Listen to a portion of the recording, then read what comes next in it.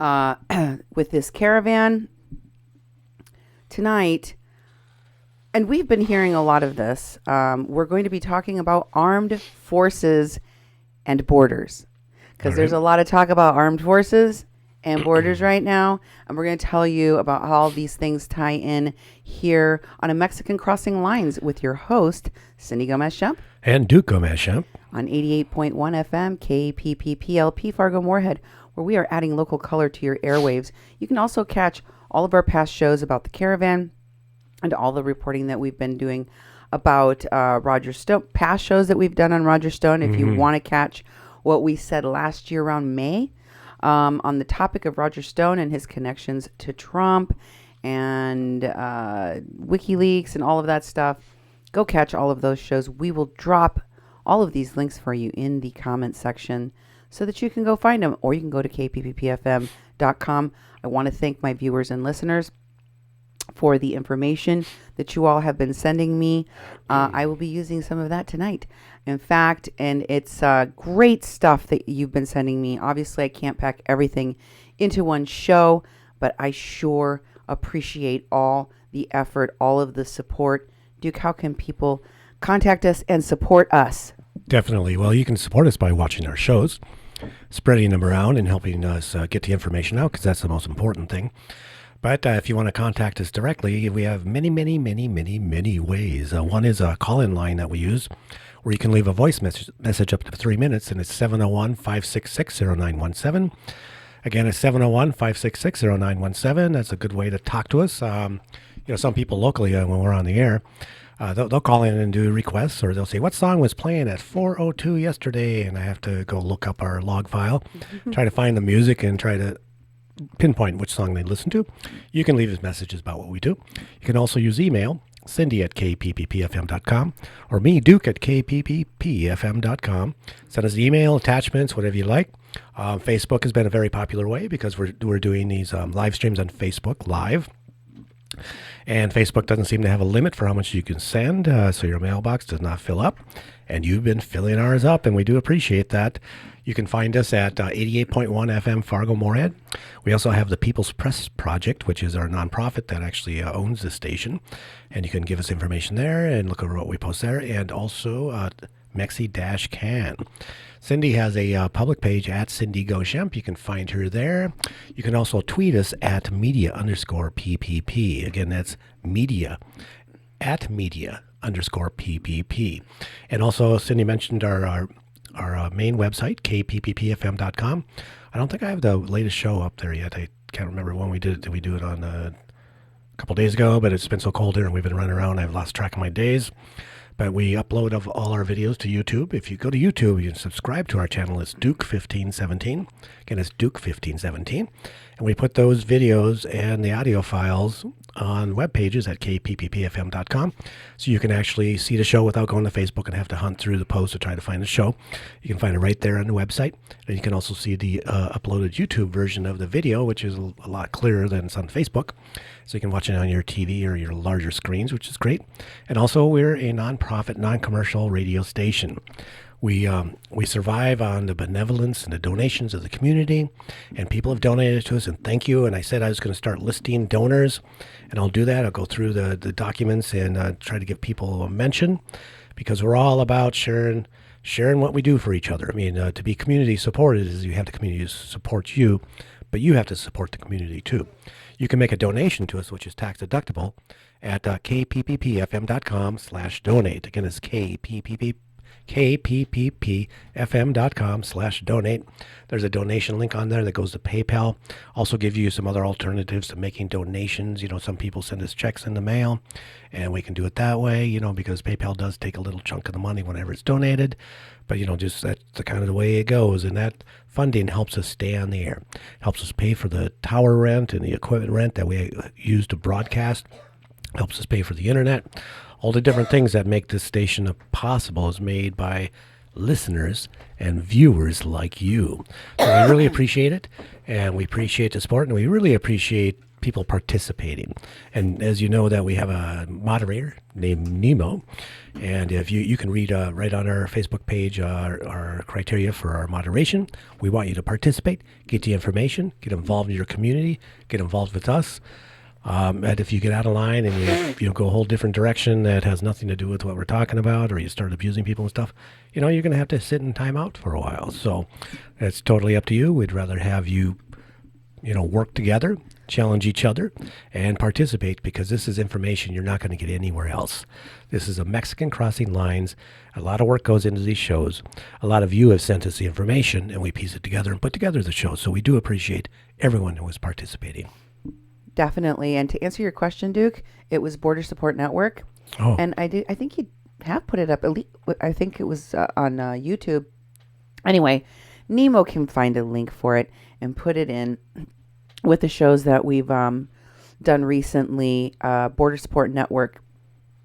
And then we'll share it with you on the comments in this show so that you can go and check it out. So in my last show, Border Support Network, I connected, the show before that was Nathan Phillips' Border Wall. Yeah. Because he was talking about the border wall, and he was saying that the Covington Catholic school kids were chanting "Build the Wall," and I explained to everyone in America why he was doing that when there was no evidence of it, why so many people shared the video and said that these kids were chanting "Build the Wall, build the wall." We've heard lots of kids from at sporting events, at different schools, that have said "build the wall" and used it like a hate speech toward another team, toward people of color students. We've seen that, definitely. So I think that as Americans, we're kind of triggered when we hear like, oh, somebody was saying that they were using build a wall. And yes, it does sound like a slur. It sounds like a hate speech chant.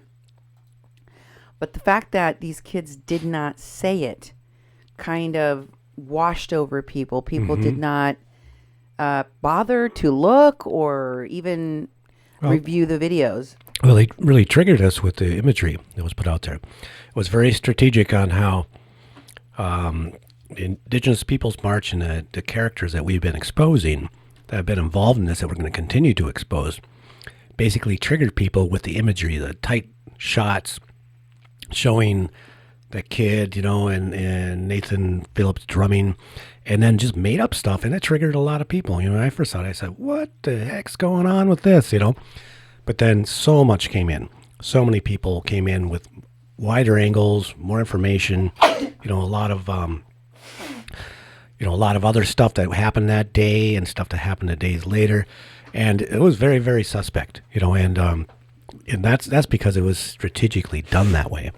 It's all, people are putting their stuff in the media, and the media bit on that so hard, and it ran away from them. There's been a whole week of retractions and doubt and all sorts of backpedaling by everybody involved with this.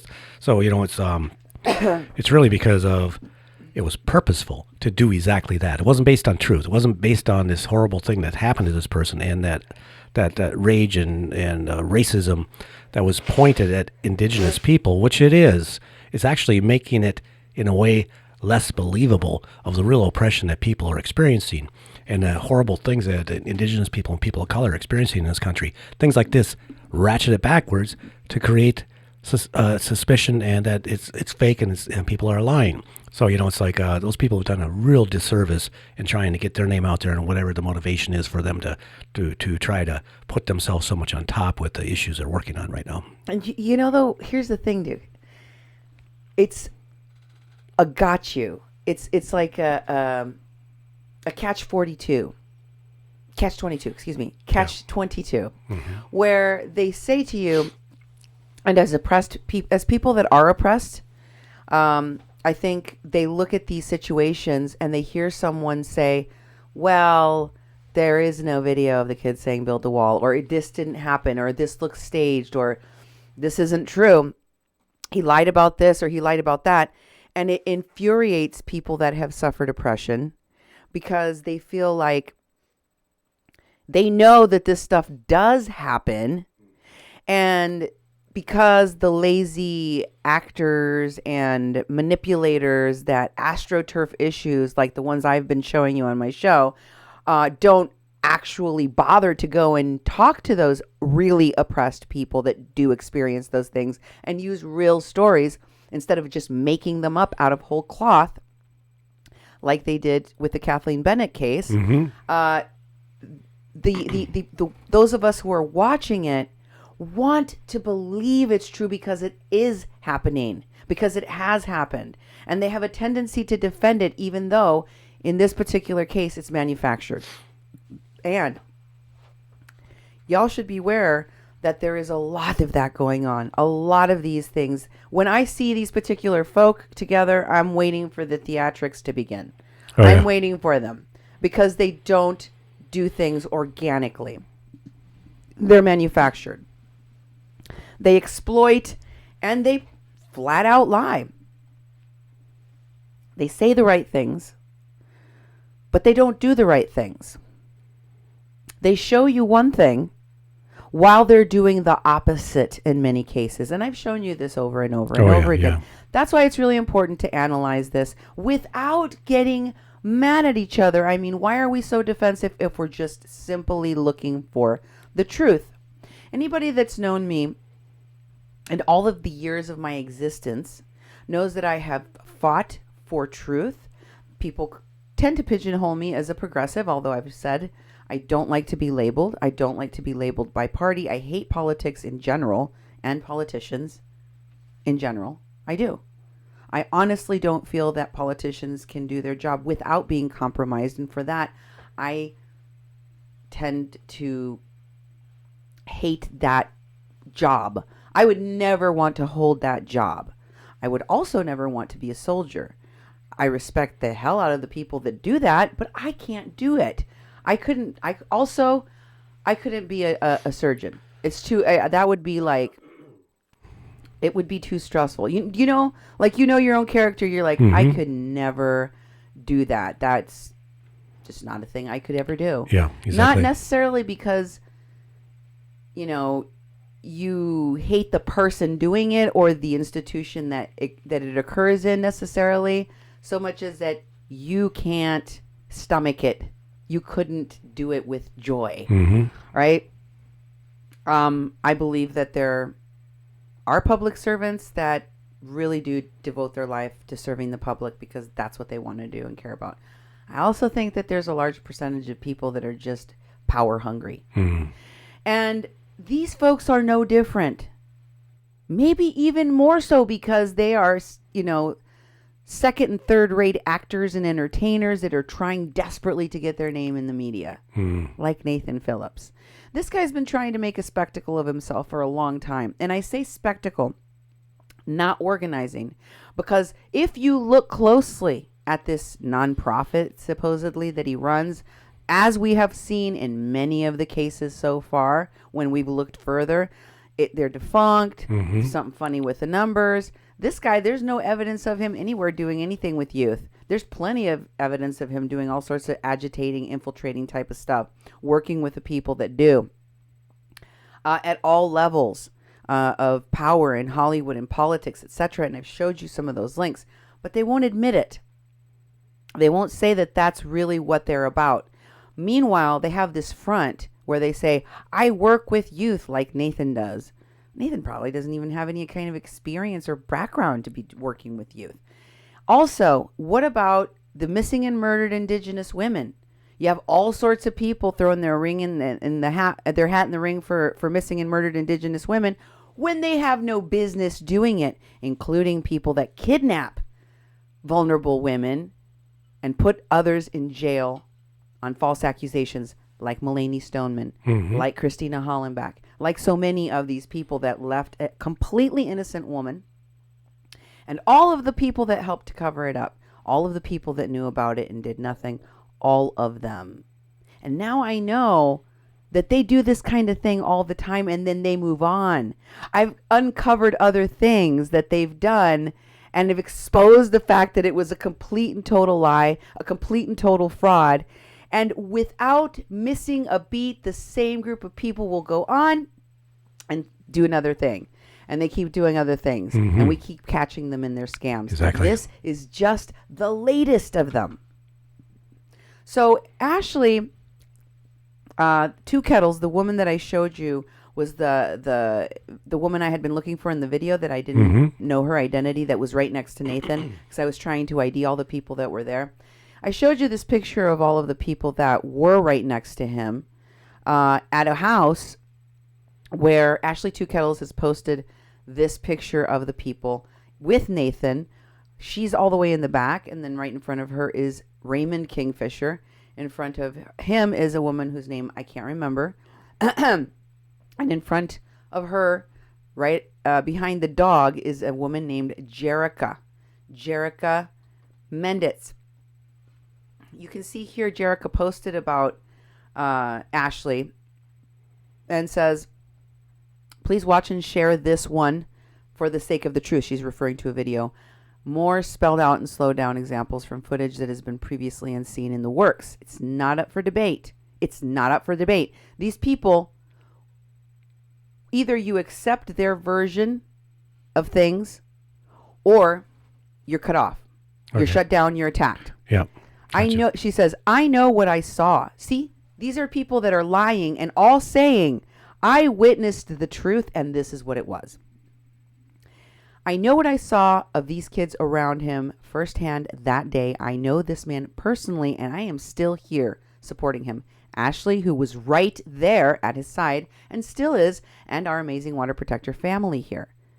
Water protectors, Standing Rock. Don't give me any BS about the message of a MAGA hat not being a symbol of racism. That's all they got. They don't have any chanting build a wall. They don't have any aggression. They don't have anything but a smile and the fact that the kid did not move. And she says, she insists, it is in every way, whether or not your personal privilege shelters you from understanding the why, how, or depth of that message, the tomahawk chop is racism. The words and actions of these children, that day were examples of ignorance and blatant racism. Nathan Phillips is, in fact, a veteran. Yeah, but what people were disputing was that he was a Vietnam veteran. Yeah, exactly. What he lied about was that he was in combat, that he was in the theater of war, that he came back to the United States and was spat upon, that he was a martyr of the Vietnam War, that he was used by the government, that he was expendable, and that the hatred that he has had heaped upon him, even though he served his country faithfully and with honor, is that these kids are going to wear a MAGA hat and stand in front of him and smirk with their smirks. Yeah. She goes on. Thank you to all those interested in support and shouting the truth over such a loudly pathetic situation, not only in the interaction, but of the sickness of media games and agendas. Well, Jerica would know. Very few organizations are neutral and respect journalism in America. Now she's going to list the ones that do, the ones that they have contacts and work with. Thanks, Jerica. Why, it's Democracy Now! Yep, we've seen a lot of that. Al Jazeera, AJ Plus. The Guardian, yep, I told you Maggie's little boyfriend worked for them. Now This, yep, I've seen a lot of BS come out of that place. The podcast being recorded right now here at the Eaton Hotel, giving respect to the context of indigenous culture. You can trust these sources. No, you can't. No, you cannot. If Jerica tells you, if any of these Standing Rock phonies tell you, you can trust this, the opposite is true. Exactly. And the diocese, she says, needs to be issuing official apologies for racism, appropriation. What else does it say, dude? Finish for me. Leaking personal information, slandering an honest man's name, disrespecting a veteran, etc. Please share away. Scroll all the way down. You see, there's a picture of the woman, Two Kettles, that she says, oh, yeah. Here she is. She's right there next to him. And there's a video of her. You can see her picture with a little, green cap under the hoodie. And next, we'll see that Ashley Two Kettles spread the Covington Catholic video, and you can read what it says there. Okay, I'll try it. This is one That of those. she was trying to message. She said this happened first, okay? Just for perspective, they're going to tell you what perspective to have. Don't just watch the video. Listen to what Ashley tells you to think about the video before you watch the video, so you can understand how you're supposed to feel about it. It started with the mob insulting. Did you hear any insults, Duke? No, well, from the black Israelites. No. The mob she's referring to is the kids. No. And she said the kids were insulting and taunting the black Israelites. Oh, really? That's what it says. Wow. Look at it. It says I see right it. there. The mob insulting and taunting a group of 4 black Israelites speaking their piece. Were they speaking peace? No. Were the words that you heard peaceful? No. Was any of what they said, how would you describe in one word? Hateful. Hateful. Hateful, I would say racist. I would also say wackadoo. I could use a lot of words, but peace would not be one of them, Duke. No. The mob was the mob of kids, other than chanting their school chants, did you hear them yell anything disrespectful, hateful, racist? I heard them say things like, whoa, whoa, whoa, whoa. Yeah, I heard them defending I heard GLBT people, and I thought, the Catholic kids are saying, defending hey, that's gay not people. cool. That's not cool, and they're humans, and I'm like, dang. What were you saying, Duke? I said that. Doesn't work the camera doesn't work on you? Oh, yes. I have to You go were in. talking, and Yeah. I thought people wanted to see you. Oh, I see what you're saying. Well, they were saying really, really horrific GLBT homophobic slurs, and the kids were like, "Whoa, whoa, whoa, whoa!" Which is a good response to someone. You hear something hateful, and it wasn't aggressive back. It was like, "Whoa, whoa, wait a minute!" And then they're like, "They're human," and so their reactions to them was like, whoa, wait a minute, you're saying stuff, and they're all standing there like some of them were like awestruck, like, what's going on? Why are these people yelling at us like this? And so they weren't the angry mob. They were the mob that was actually getting attacked. So this is it's not an exaggeration. This is a complete mischaracterization of how things happened. Once again, in defense of the hate group, in defense of the black Israelites. Let's be clear. These people are defending hate groups. Groups that have been categorized for their violence, for their terrorism, for their hate, like BDSM, like the Nation of Islam, like the black Israelites. So ask yourself why this pattern is emerging of the folks in this particular group aligning themselves with hate groups against white people, against Israel, against certain things that I have shown you. We are seeing in this show. Okay. Mm-hmm.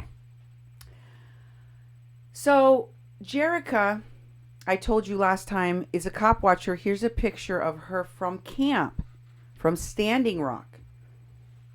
Excuse me. And you can see Jerica there with the long hair. She's next to the guy with the red hat.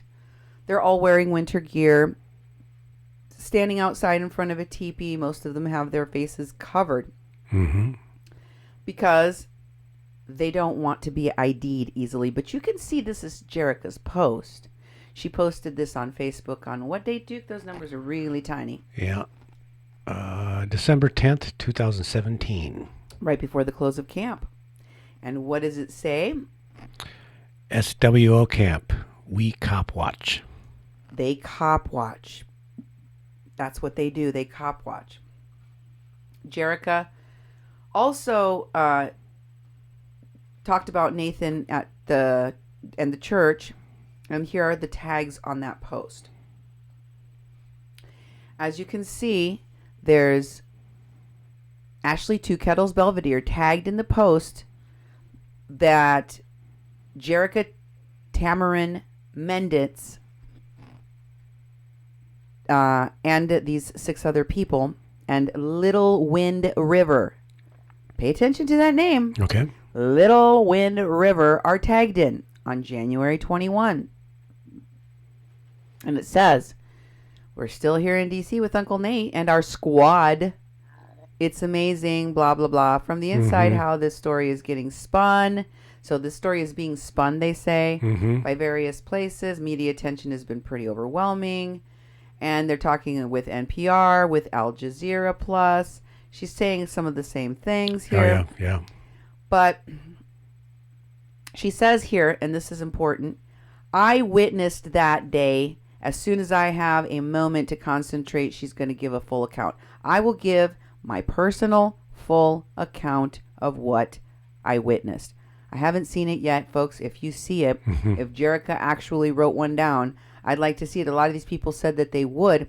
And you know what? Why they don't? And you know why they delete them when they do? Why? Like Marcus Frejo did, as I showed you, he did. Because they collide immediately. They contradict each other all over the place. And it becomes very quickly noticeable that they're lying. And so they say many times, I'm a witness, I'm going to tell you everything. Then they don't They never do. I've anything. noticed that too. I've noticed that they all sorts of people on, especially like Nathan Phillips and actually before him, Mitchell Marcus, all said, well, I'm going to tell you exactly what happened. And then they never publish a single thing. And I'm always like, I know why, because it's so hard to backpedal at that point because they're trying to backpedal in the first place. And then there's been so much exposure to the lies they've been saying in the first place. It's really hard for them to come back and say, this is the true story because they're still backpedaling because what they're going to say, it's already been exposed that it's a bunch of lies. That's true. And they only make the lies more clearly and easily trackable by continuing to talk. So they will recede. They'll come out and say a lot of stuff to tell people to shut up and believe them no matter what. But they don't like having to actually produce what they said. So here's the rest of what that post said. No matter what anyone says, because she says, stealing Nate's own words and appropriating the concept of standing in prayer is pathetic. Jerica, these were kids from a Catholic school. I went to a Catholic school. I am a Catholic, as are most Mexicans. And guess what? We pray all the time. You went to Catholic school too, Robert. Oh, yeah. You have to go to Mass at school. Oh, yeah, every day. In addition to the fact that you got to go to all of the celebrations of Mass on the weekends, on holy days, on holidays, etc., right? Exactly. And there's Mass at school also. Oh, yeah, every day. Like I said, every day, every morning I had to go to Mass. And then sometimes we'd have to go to Mass twice in a day because, it would be like a holy day. There'd be another celebration. And during Lent, you had to go to all sorts of stuff. So we were always in prayer, and then we had religion as a main course in the studies too, and I'm not saying that I had a perfect education that encompassed a lot of world religions. I got more of that once I was in high school and in college, but it's like it gave me some sort of foundation, some sort of base around spirituality and religion, Right. So you don't own the concept of prayer. He did not appropriate it. He said, he stood there silently and said a silent prayer that things would not escalate because he could see he was being swarmed with cameras. Yeah. He was being swarmed with anger. Two Kettles was yelling things like, what are you, 16? This is mob mentality. They heard people saying all these things. These kids are smart enough to know something was not right. Something was off. And I hope, very, very strongly hope that the lawyers that are representing these kids watch my show and see who the leaders, Chase Iron Eyes, Tara Hauska, Phyllis Young, Raymond Kingfisher, see some of the people who are even raising money and exploiting this, like the Indigenous Peoples March, after they help to orchestrate it, plan it, execute it, and then lie about it. Because those people, if the family decides to sue for what was done to their children, the damage that was done to their reputation, the slander, the libel that was published by many of these people, the people of the Indigenous Environmental Network need to be investigated for their role in all of this. They should see my show, and they should see the evidence that I have compiled proving what I have said, so that those people can be sued, because these people have enough money to hire a PR group. They were smart enough, their parents, to go, these people that orchestrated all of this have a massive amount of support and a massive network of media and lawyers and all of these radical nonprofit groups, etc. We need to get something. We need to have someone to protect our kid. Yeah. So if they can do that, they can afford a lawyer, and they can afford to sue these people. And that would be a place where we would get to see everything, all the discovery. We could get to see when somebody takes these people to task and holds them accountable finally for what they're doing to people, like these Covington Catholic school kids. Okay? And I wanted to show you the rest of that post as well, because they're saying here that no matter what anyone says, there are full videos that show reality. I know. Most people, I guess, haven't bothered to look at them because I have shown them on my show. That's right. Well, not all of them, but I have shown you enough so that you can go and see for yourself where they are and review that indeed what she is saying is not true. He was approached and surrounded, she continues to say. He was approached and surrounded. We know that that's not true. Mm-hmm. While singing a unity song to diffuse tension. It's an AIM song. AIM is not about unity. No, AIM is it's not. American Indian movement, and they stand in opposition, in resistance, right? They are also considered to be a radical group that has used violence. Mm-hmm. And members of that group, like Leonard Peltier and others, are being punished currently in jail for what they did. So they continue to spin this lie, and it says that for Black Israelites, not Muslims, and hundreds of ignorant young Catholic boys. And yes, the Basilica of the National Shrine at the Immaculate Conception slammed their doors to us when we came with the International Indigenous Youth Council. So Jerica was there when they went to try to desecrate a holy ritual, service, mass. A holy service. Mm-hmm. That's very rude. That is very disrespectful, that what they did. And here she has documented that she was part of it. Yep. And that they slammed the door. You're lucky you didn't get arrested for doing what you did. You're lucky that the Catholic Church didn't retaliate, didn't put out what you did, didn't have videotape.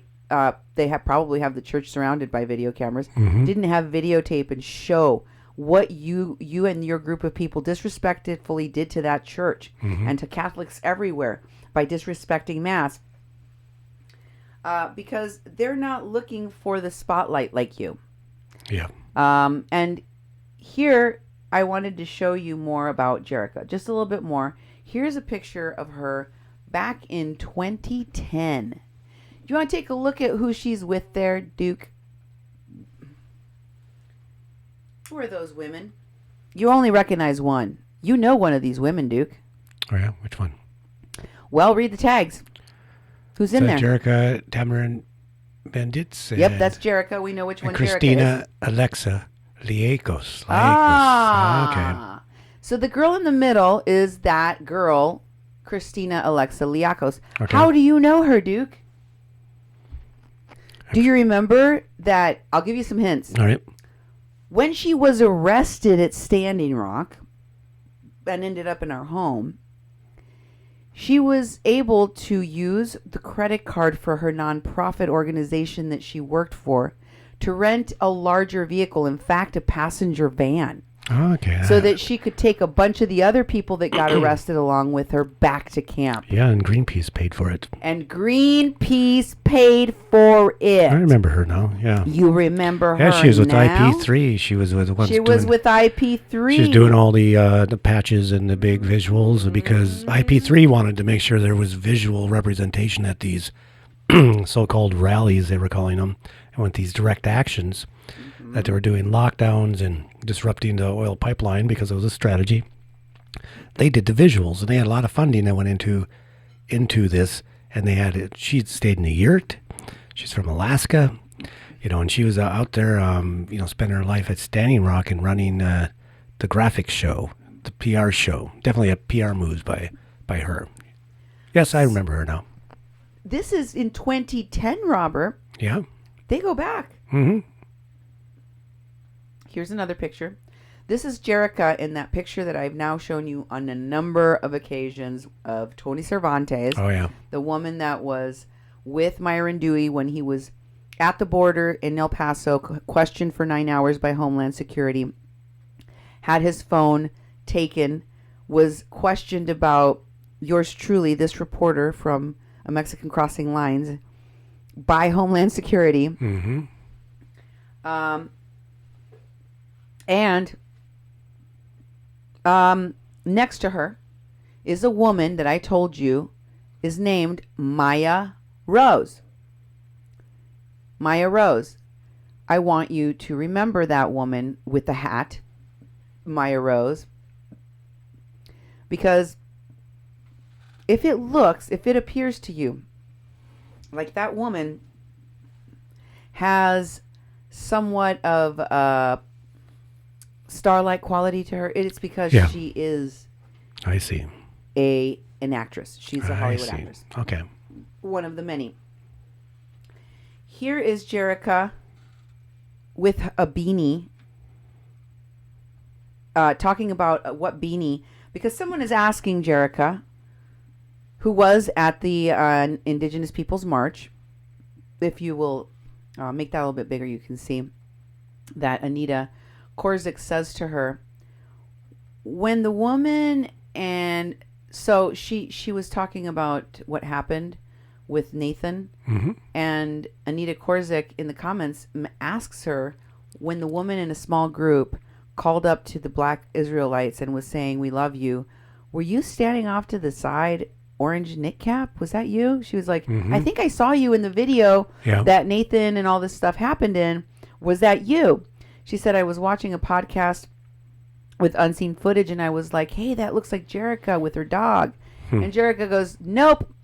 Yep. And she says, this post is now public. Share. If I forgot, change it before posting again. And then she says, back to Anita. Listen, I was wearing, she says, at the Indigenous Peoples March, she was wearing her red beanie hat with the bear paw on it. And she explains to her that this was the same hat that she wore on November 20th when water cannons were used on protesters. And she says, Nagy, that's her dog, dragged me across 2 streets and 2 parks to the center of the sea of boys to protect Uncle Nate. Nagy's been protecting him this whole time. He sits with him whenever Uncle is upset. Nate loves him for it. All of these women with their, what are they calling them? They're calling them, what does Lolly B call her dog? Rescued? No, it's not a rescue dog. A companion or... No, they're therapy dogs. Oh, okay. Yeah. They call them therapy dogs. Yeah. A lot of these people are like, this is a therapy dog. Anyway, so Jerica was one of the many people that got interviewed that was right out there on November 20th. I was going to show you the video of that interview with her. The reason why she says she was wearing this beanie is because she was interviewed. So many people saw her being interviewed about the November 20th attacks, like so many of the people that got famous at Standing Rock did. And she she was smiling the entire time and laughing, like giggling. It was so bizarre because she was talking about being water hosed and being, uh, you know, Rubber bulleted. yeah, and having to take Tear the lid of a gassed. Tupperware thing to cover herself from the the oncoming whatever, and she just like, like nothing, no big deal. It definitely makes me think and believe that a lot of these things were staged. Now, I had mentioned to you that politics is also behind this because you have Bernie campaign connected to Tara Houska. You have the Justice Democrats connected to Cenk Uygur and the Young Turks. Remember, people used to be Republicans. Those people used to be Republicans. Those people used to be Republicans. Cenk, Jordan Sheridan, they used to be Republicans. Just like Cassandra Fairbanks. Just like so many of these Democrats that were Bernie supporters and Jill Stein supporters. Isn't it possible, plausible, even likely, that they never were Democrats? That they never were Bernie supporters? That they all lied and said that they were, and then suddenly, en masse, all just decided Trump 2020. Trump, Trump, Trump.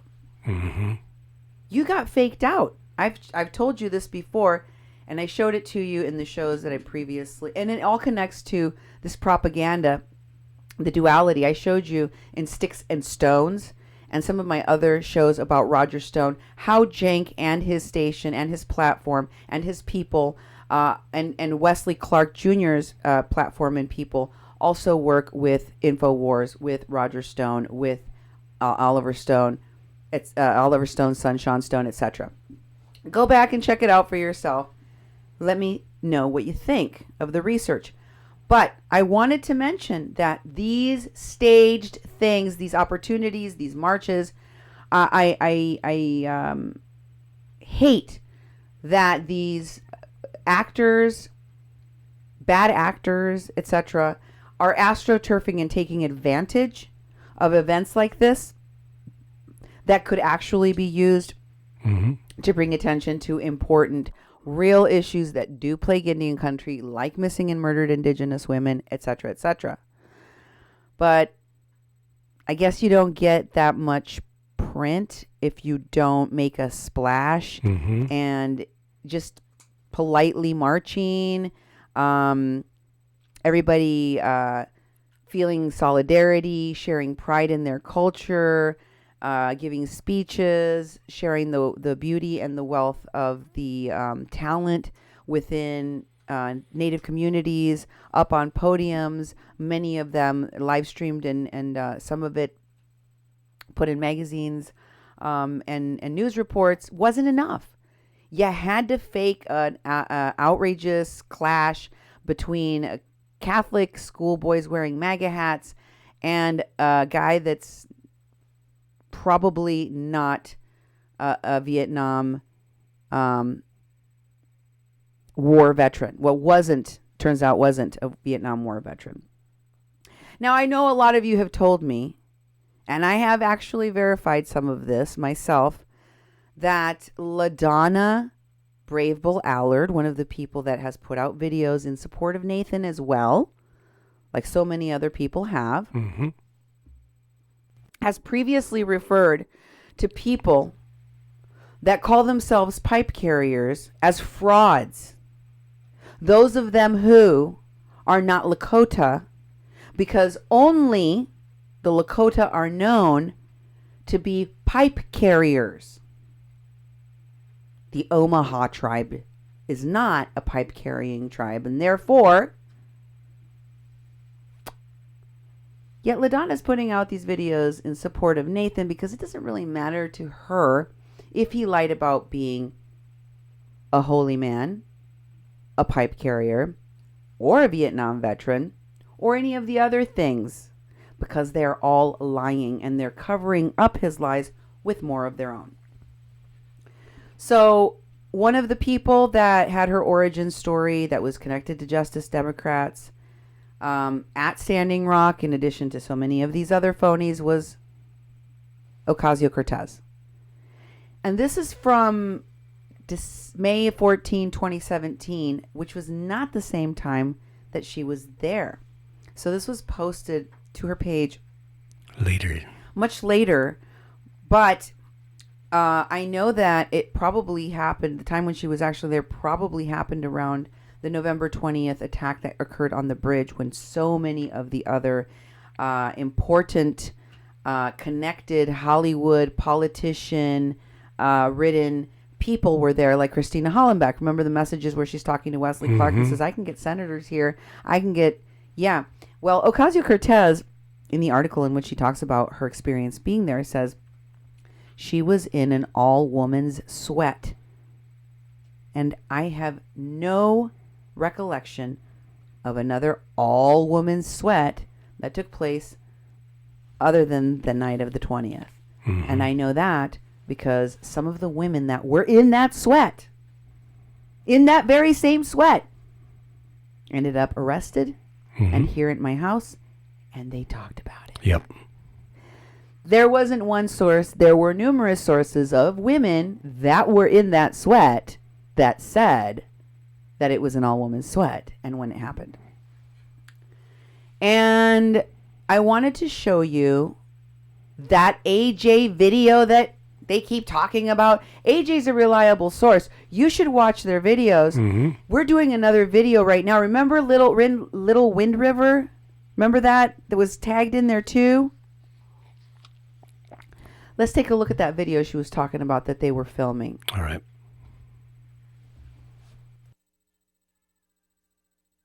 My name is Little Wind. I'm from the Wind River Reservation, Northern Arapaho, and what brought me here today was to march for my family. A lot of people are getting sick and dying right now, and they don't know why.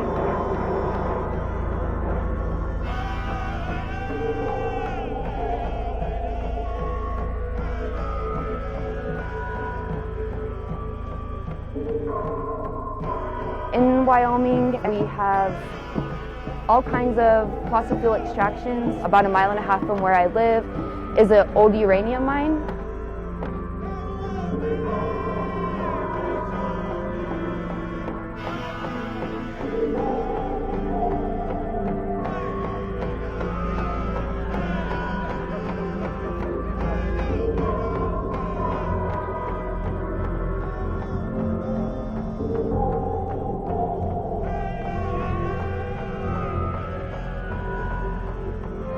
I've noticed that most of our men especially are charged with felonies. That leaves the woman with the children alone. Yeah, like my dad, my uncles, my grandpa have been in and out of prison. Like it's a normal thing,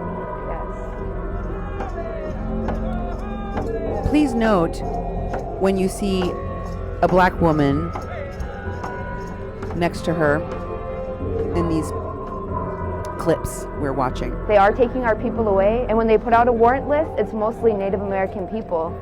And so it just seems like a bounty again on a native's head.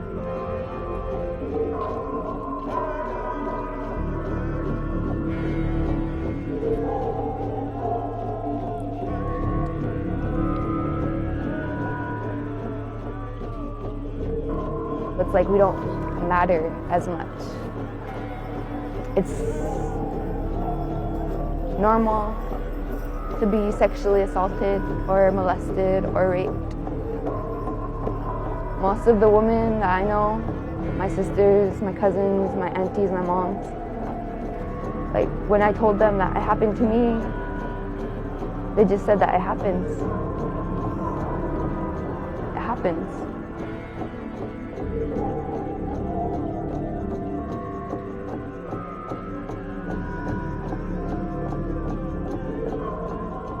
We are a sovereign nation, and we can grow away There from she this, is, apart banging on the from drum this. right now with the orange And that's what I would want shawl. to see for my people, black is woman. us to become sovereign. You see her? And to live off of the land again, and to take care of each other like a community.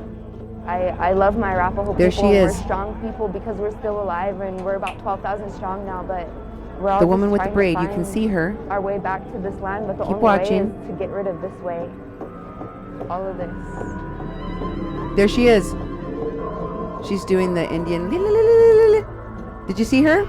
Oh, yeah. Do you recognize who that woman is? Yeah, sweetgrass, right? Yes, Messiah Sweetgrass. What do you remember about Messiah? You tell him, please. Oh, a little bit crazy.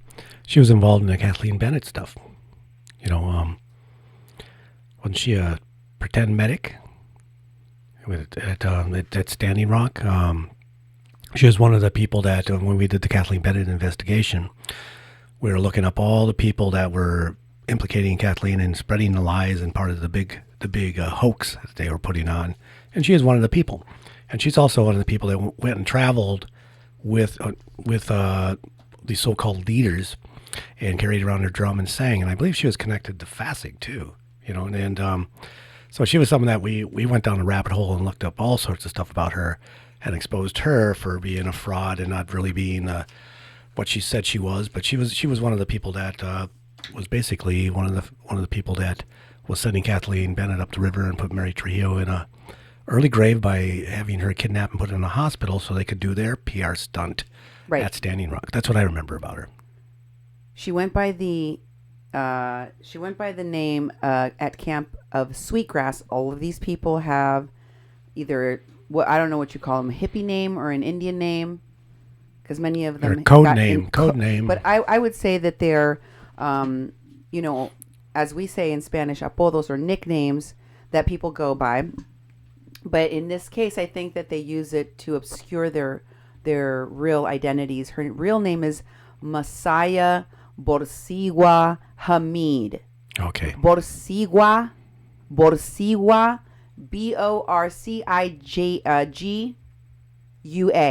Borsigua. That sounds Puerto Rican to me, or something like that. Yeah. It don't sound Mexican. I would know because I am one. You know what it doesn't sound like? Native American. Mm-hmm. Also, Hamid. Yeah. And then you have the fact that she was on the women's security, that she lied to the police of Morton County to falsely imprison a woman and put an elderly woman with dementia in an early grave. Messiah, prominently featured in a video concerned about women.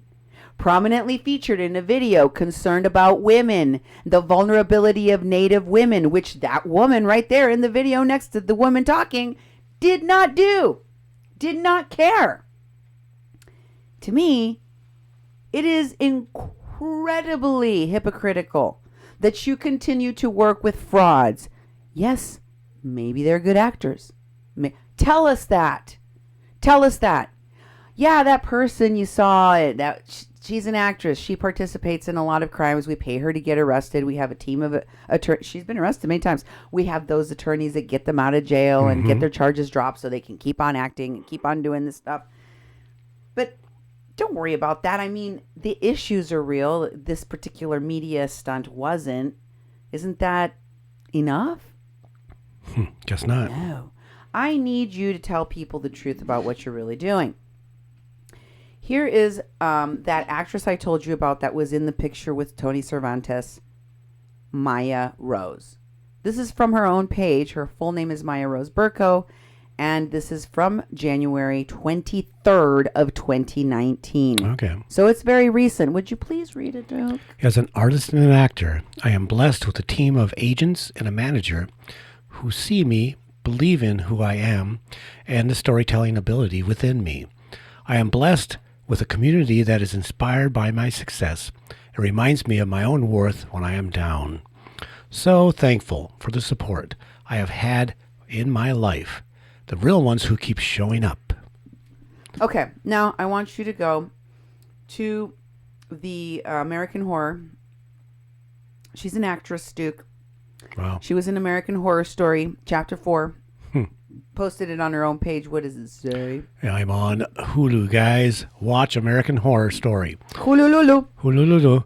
My Roanoke nightmare and meet with Nurse Miranda yourselves. Such an honor working with this incredible team. Actress, activist, American Horror Story, blah, blah, blah. Here she is, I think, acting as some kind of weird high priestess, fake Indian wannabe, doing some kind of unity ceremony at Standing Rock, wearing what looks like some weird kind of robe. Mm-hmm. In the geodesic dome that they had out at Standing Rock that we now have learned came from Burning Man. Yeah. Thanks to Chase. Mm-hmm. And the red lightning beetles or whatever they were. Yeah. It looks like they're in some somber event. Mm-hmm. I'm not sure, but I think a large percentage of the people in this tent, in this picture, are white people. They're not even Native Americans. Yep. And what does it say? What were they saying? Yesterday's global prayer from Standing Rock. Unity. And then she tags a bunch of people. Yeah. Then she tags a bunch of people. Yep. Unity Grace is one of the people. Uh-huh. See?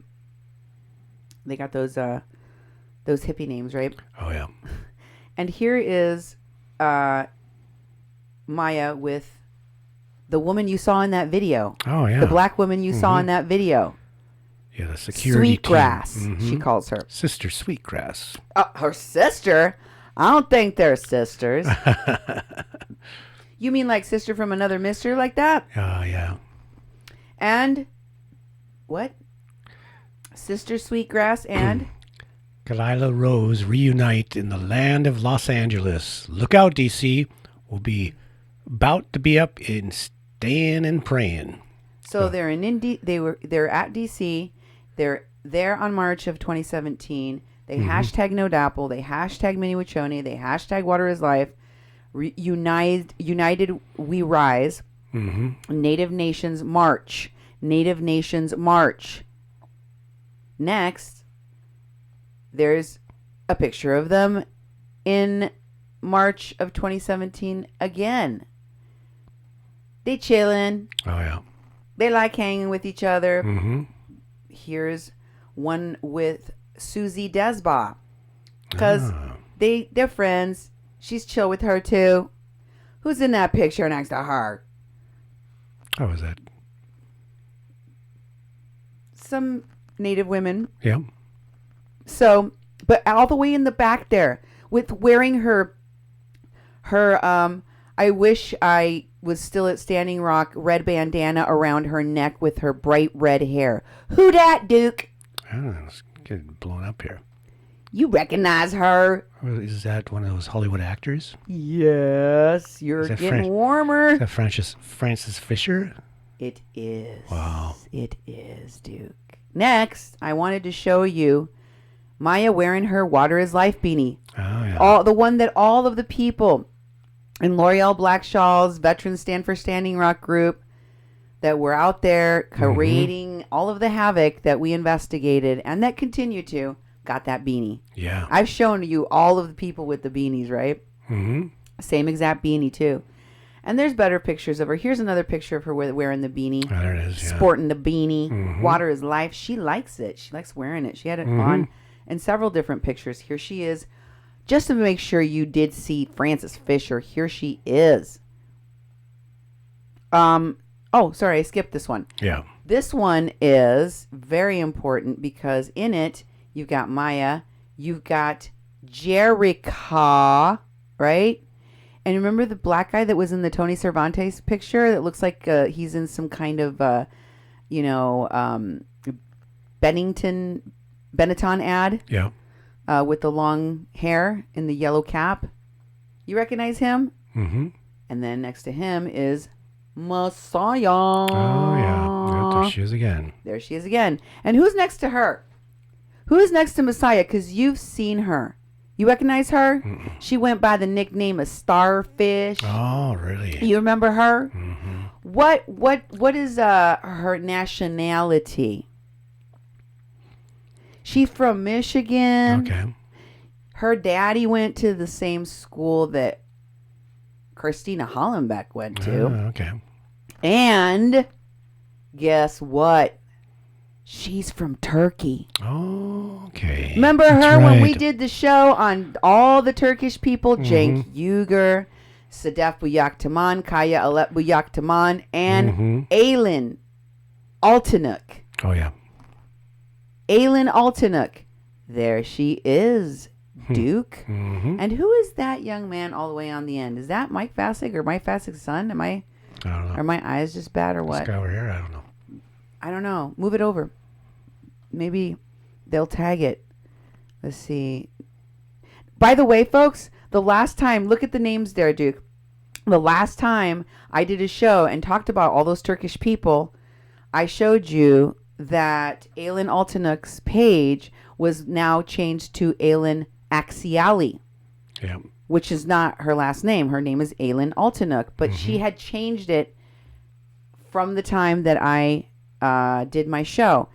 She's now changed it again to Leanne Axiali. Oh, yeah. It bears no resemblance to her original name, which is Aylin Altanuk. Noah Michael, Treener, Messiah Sweetgrass, Kaylin Wolf, Jerica Tamarind. No, it doesn't say who he is. I don't know. Does he have tattoos on his face? I don't know. Emma, forget about it. Forget about it. We're not going to ID him now. Anyway, let's move on. Here's the next picture. Here's Frances Fisher. It's like, where's Waldo? Can you find her? Can you find her? Frances Fisher? Yeah, she's in there. There's Susie right in the front that's holding the sign Free Red Fawn. And there's some pretty, stand out of the crowd, good looking, well groomed, well dressed, not indigenous looking people. I'll give you a hint, okay? It's all the way down in front. All the way down in front. Oh, down here. I see her. There she is. Got off on the edge. Right on the edge. And it looks like she's next to two other actresses, one of whom is a Native American actress, I think, that has appeared in other Native American movies. Recently, I think I saw that woman playing a role of oh God, who was it? I'm not remembering, but it was Dallas Goldtooth, that actress next to the one in the blue coat, the one with the red, and Dallas Goldtooth playing John Trudell, and a bunch of other people in an episode of Drunk History, which all of these Native American actors of today and entertainers of today are recreating a piece of history in which, Native Americans took Alcatraz. Oh, okay. And I'm just telling you because I just saw it recently. These people just keep popping up again with the same folks over and over again. And this was on the day that I was sent a video of Dallas Goldtooth of the Indigenous Environmental Network on CNN. I think it was CNN, spewing the same spin about this stuff and being fakely outraged about it. His dad was recently meeting with Ocasio-Cortez. Right? Oh, yeah. I showed you that. So now I'm going to show you the Rosario Dawson picture with Maya at a Native American event, as you can see. Same actors and actresses. I've shown you Rosario Dawson in a bajillion things. Here's Maya Rose tagged in with Mr. Ryan Vizens. Ryan Pooser, the guy I showed you that was outraged at me and cussed about me and said that I don't do anything. There he is. It says, "We rise." And it says, Ryan Vizens, brother for life. She tags him and she calls him a brother for life, Ryan Vizens. And she says, always capturing the inspiration. Yep. You mean the staged event? Always, he is always there. Yeah. Ryan Vizens is always one of the people there, but he happens to be there because you stage it. Yep. You stage things and then you hire the people that walk around and photograph it and film it. And I just wanted to share with you something that Ryan Vizens has always said, in addition to the fact that the stuff that he stands for is real. And how dare you talk about Nathan? And, he has all this outrage at anybody, especially people like me that are reporting with evidence and fact that he and all the people he works with are frauds and liars.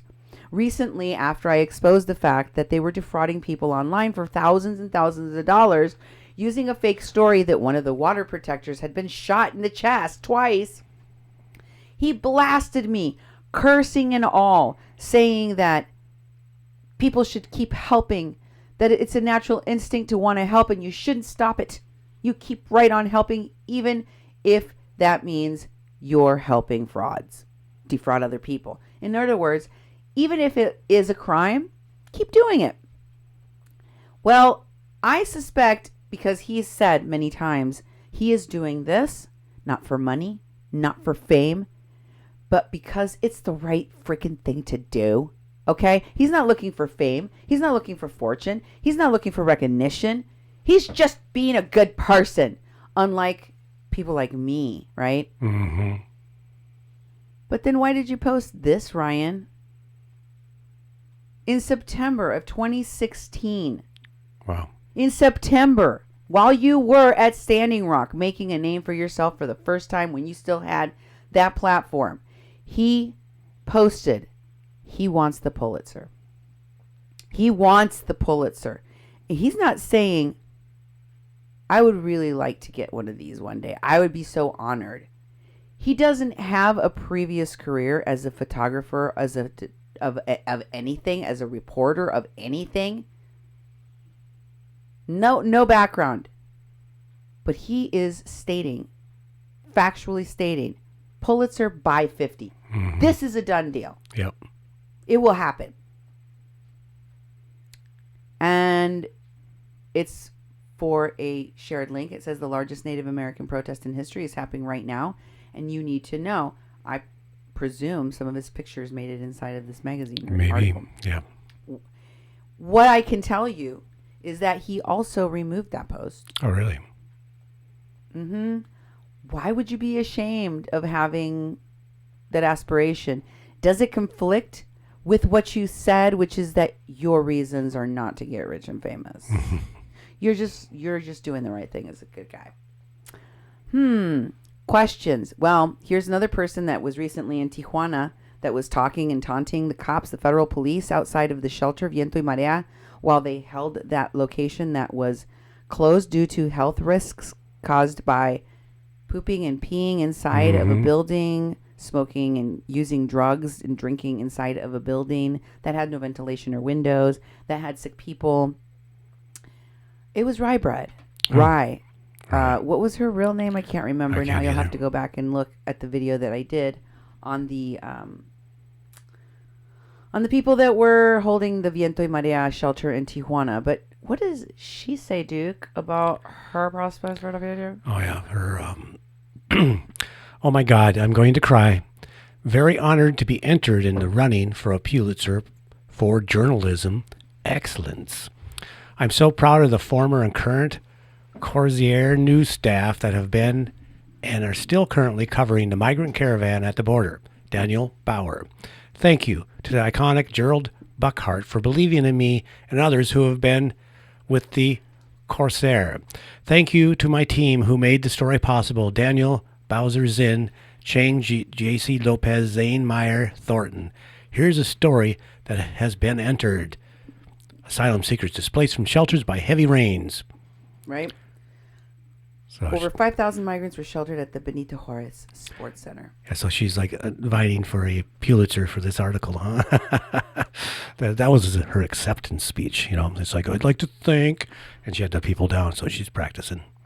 Right, because these folks are guaranteed spots in these newspapers. They're guaranteed an ascension into power, into privilege. They're guaranteed all of these things, which they claim, no, they're not trying to do that. They're not trying to get famous. They're not trying to climb. They're not trying to exploit. They're not trying to use the caravan for their own gain. But here is the truth.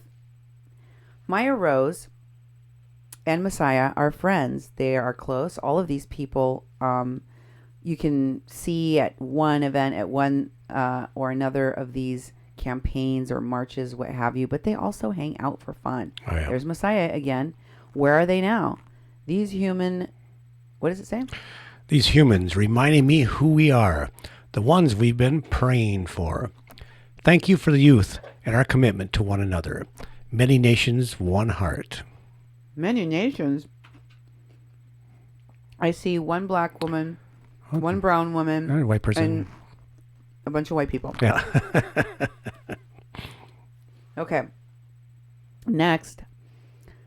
Here's somebody else that she posted. The kidnapper, Mulaney Stoneman. Oh, yeah. Oh, and boy. Faith Spotted Eagle. Yeah. And that's in Washington. Remember? Yeah. And here's somebody else that she posted. Kingfisher. That she's with him. Yeah. The same guy that was with Nathan Raymond Kingfisher. Mm-hmm. And here she is with the LA Divest director person that's also an actress, who's also running for political office. Oh, there's another picture of her with Kingfisher there. Yep, that's true. And that one is in February of 2017. It's a totally different one. The actress Kelly Merritt. Remember I showed you her before? Oh, okay. She's running for office. She's the LA Divest one. She was with Jay Ponte. I told you that she was the one that started Activate Now. Oh, okay. And she was with Ed Higgins. Yeah. Yeah.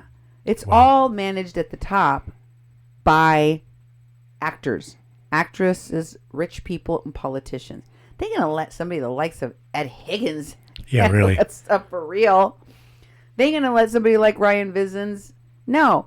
They'll get they'll throw him a bone. They'll throw him a bone along the route.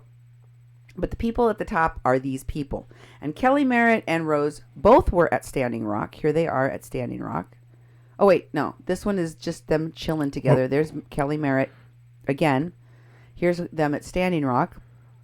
Nope, that's the one I Nope. just did. There you go. Yeah.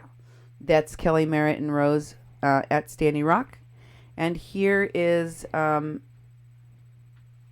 vote post. Working progressives, Madeline Merritt, vote for her. Here is Maya Rose with Merritt again.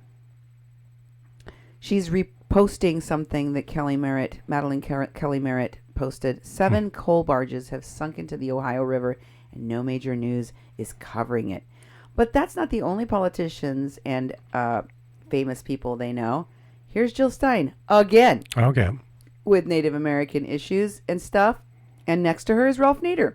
Ah. And here she is with Holyoke Lafferty and William Hawk in the background. You see him Okay. all the way over there in the sunglasses right behind Maya Rose's head. She's the woman that was working to evacuate the camps with Mulaney Stoneman, the kidnapper. Yeah. They keep showing up together. Here's Maya Rose with Ed Higgins. Oh, boy. And here is Maya Rose with Divest at a Divest event. She's divesting Wells Fargo funds, genocide, blah, blah, blah. So they do the same actions. They go to the same events, the same people over and over and over and over again. Here she is defending the sacred with her jacket. She's so, fashionable. Oh, yeah. And Standing Rock is a fashion. It's a statement. It doesn't really matter that people are wearing this. It's frowned upon for you to act like an Indian or dress like an Indian, although most of these people don't give a crap and they do it anyway. But you can wear the merch, and she's got some on. Oh, yeah. Here she is wearing the merch. Go back to that picture and tell me who liked it. Who's the first person that liked it? The guy that said that the baby girl died at the border. Jeremy recently. White? Jeremy White. Wow. See? And next is Rose feeling very confident about her body. Oh, yeah.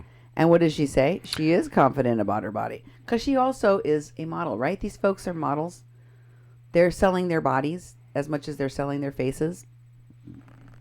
And they have to be very positive about their self-image. But what is she saying about that is that a little girl who isn't fretting about what others want for her from her body, because she remembers it is hers. Well, sort of, because you're working and part of what you sell is your body. Mm-hmm. Wow. Right? Isn't that what the actors and actresses do? Mm-hmm. Here she is selling rings. She also sells jewelry. Oh. It looks vaguely like she's trying to be, African or native. And a lot of the models that are in the pictures sporting these weird rings are black and native. So Okay. I think she's, here she is with Prolific the Rapper, because they friends. And there's Jerica again.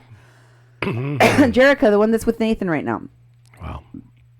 Here's Jerica and Messiah at camp. Oh. There's Wow. Messiah, Mm-hmm. and then there's a guy in the seat in the middle of them, and then there's Jerica.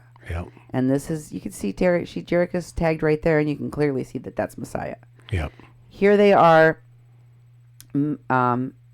Maya, Messiah, and Kaylin again, the guy that looked like a model Mm-hmm. with the long dreads. There they are. Completely different place. All the same people. Wow. Here they are again, Maya, Kelly Merritt, and Higgins at a Nice. different event. Mhm. She's wearing different clothes. Mhm. Water is life beanie. Mm-hmm. They always come back Yeah. to the same people. Here she is, Maya, Mulaney, Faith, Spotted Eagle, Oh boy. and Patricia Richards. Patricia Richards went with Myron Dewey and Chase Iron Eyes to Burning Man. Patricia Richards doesn't mind selling ceremony. Patricia Richards is actually Italian. She's not even Native American. Wow.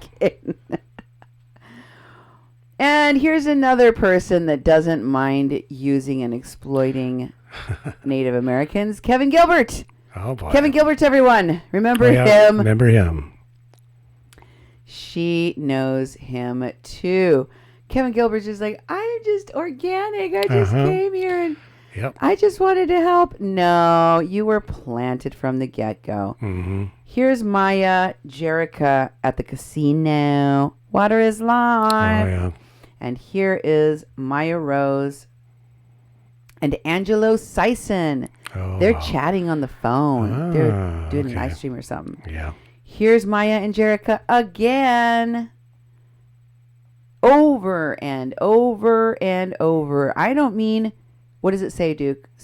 The camp dog? William Jacob Chamberlain Nagy, a.k.a. Spirit the camp dog. So even the dogs got nicknames? Are you kidding me right now? Sounds like an indigenous name.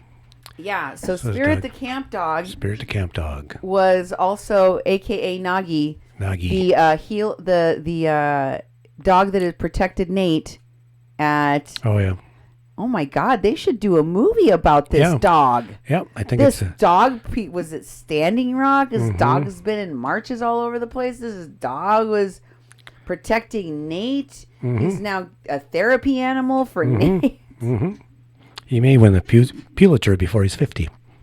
You never know. Here's Maya, and they're talking about service at Standing Rock. Oh, yeah. Lily Burko is talking to her. I'm assuming Lily's related to her, and she says, I've been waiting for you to find a way to be, I think it's her mom. I think it's her mom. Okay. I think it's her mom. And she says, I've been waiting for you to find a way to be of service. So she was just not that useful before, I guess. Yeah, I guess. I was hoping, I was waiting for you to find a way to be of service, to learn the gift of giving and service. You found your mission and your voice at Standing Rock. All of these people did, Duke. I know. They went to Standing Rock and they found their voice and they found their mission and it was all fake. Mm-hmm. Imagine your point of origin, your origin story, the place where you found Jesus, like Wesley Clark Jr., the place where you stopped being an atheist and found Jesus, the place where you went into an all-women's sweat and decided to run for office. All of it was like a movie set with a bunch of phonies, some of them who committed very serious crimes against indigenous people. Wow, that's got to suck. Yeah. Your origin story was horrible. a fairy tale. Your origin story might it's so Mickey Mouse, it might as well have happened at Disneyland. That is how fake and phony it was. But that's what her mom is saying. Her mom is saying, I'm glad for you, honey girl. Yeah. Let's finish reading what Mama had to say. All right. She said, if we haven't finished, what does it say there, Duke? Let me grab that bigger. You found your voice in Standing Rock in service. Yeah, you found your mission and your voice at Standing Rock in service to the environment and the indigenous people of North Dakota. Oh, that's I what am she said. proud of you every day, but I miss you like hell. I hope you are able to move back to LA. Otherwise, it's off to North Dakota for me, Bambino and Bandit. Must be a couple dogs or So she moved siblings. here for a while. This woman came and lived here for a while. She stayed here for a while. Well, what's she doing, you might want to ask. Well, she was getting people out of jail like Connor. Connor went to jail. And she got him out, and she posted about it. Free Connor! Freedom! Yes. Yeah, she freed him from that law enforcement center. You know which one that is. You remember that law enforcement center in Bismarck. Mandan, Bismarck. Yep. I think it's, actually I didn't see that one as much. That must be the one in Bismarck. Yeah. It's not a Mandan one. But Sorry. She also was hanging out with people like Dan and Nimkin, who's selling these protein shakes. Yeah. He's selling these healthy shakes. Yeah. He also sells ceremony at all locations. You can buy them for an event. Kids' birthday parties, bat mitzvah, rave, don't matter. Burning Man. Oh, yeah. That's fine. He will bring all of his sacred items and he will dance for money. Also, buy his shakes. They're delicious. Here's Maya hanging out with Dan again from when he was at Standing Rock. Okay. See, I told you she loves that beanie. She loves that beanie that identifies her with all the other phonies. Yep. Here she is with Armando. Wait, there she's another on Facebook Hill again. Yep. Here she is with Armando Tellez, dude. Oh, really? One of the people that claims to have seen Kathleen Bennett with her mother. One of the people that claims that he saw Kathleen being very loving, tender, and caring for her mother. But we also noticed this guy, Armando Tellez, was hanging out with Ed Higgins. Oh, yeah. And Mike Fassig. And a whole bunch of the people that we big phonies. We know were covering up the crime that was committed against Kathleen Bennett. So they all worked in concert and they all covered each other's butts. Yeah. Here she is posting about clergy in Tijuana, lest you think Maya Rose isn't inserting herself into the exact same things all the other phonies are doing and that Nathan is doing. Here it is. Yeah. She's posting about the very same people we told you went to Standing Rock and who are now going down to Tijuana. Here she's defending Nathan. Very clearly involved in every step of the way. But Jerica and Sweetgrass were at Standing Rock. And they were with Mike Fassig, whose son is serving out a 6-year prison term for rape and kidnapping. These people are hella dangerous. Mike Fassig isn't in jail. He's standing right behind Jerica and Messiah. He had the war pony, if you recall, but he did cover it up. He did have the hostage make a video and lie and say she was safe when she was kidnapped. Yep. So that's what these kinds of people do, and it's also what kinds of things they hide. And if you'll notice in that picture, Aylin Altanuk was also with them. You have the 3 women that we now see again going all the way back to them. Wow. Jerica, Nathan, Church. I had this on before. I already talked about this one. Yep, you did. I apologize. Here's Jerica on the night that she claims the 20th, where she was out on the front lines, and she posted a picture Wow. of her. That's her profile, right there where close to the police shields. She's right at the very front, Backwater Bridge, right? Yep. Oh, this is not November 20th. This is January 2017. Yeah. And they are at Backwater Bridge. This is when the veterans were going up and standing Okay. and doing these things in front of the police. Because the night of the 20th, she was wearing her beanie with That's right. paw on it. Yep. Here's Althea Phillips, the daughter of Nathan Phillips, reposted by Maya Rose. Reposted by Maya Rose. Huh. Althea Phillips, the daughter of Nathan Phillips, tags Red Dawn. Red Dawn is the sister of Red Fawn, who is also a politician. Red Dawn is a politician. Okay. Duke. Wow. Yep, a lot of these people become famous. They also become politicians. That's right. What does Althea say that Maya Rose, the actress, is co-signing onto? What is she asking for? Thank you, everyone, for reaching out and supporting my dad, Nathan Phillips, this weekend. If anyone has any resources or connections for news and media, political or organizational, that would be interested, please contact me or my dad directly. Our organization is Native Youth Alliance, and it's on Facebook, and it can be reached at nativeyouthAlliance@gmail.com, or contact me at athenamphillips@gmail.com. I can't express how incredibly proud I am of my dad for speaking out against hate speech and injustice within Indigenous communities. This recent event is one of many that my dad has faced over his lifetime of commitment to traditional values and the Indigenous rights movement. This is an opportunity to raise awareness of the injustice that Indigenous people are facing. The message is clear. Our prayer songs are louder than hate speech. If you would like to get involved or get organized, please contact me. If you'd like to support Native Youth Alliance, donations can be sent via PayPal at nativeyouthAlliance@gmail.com.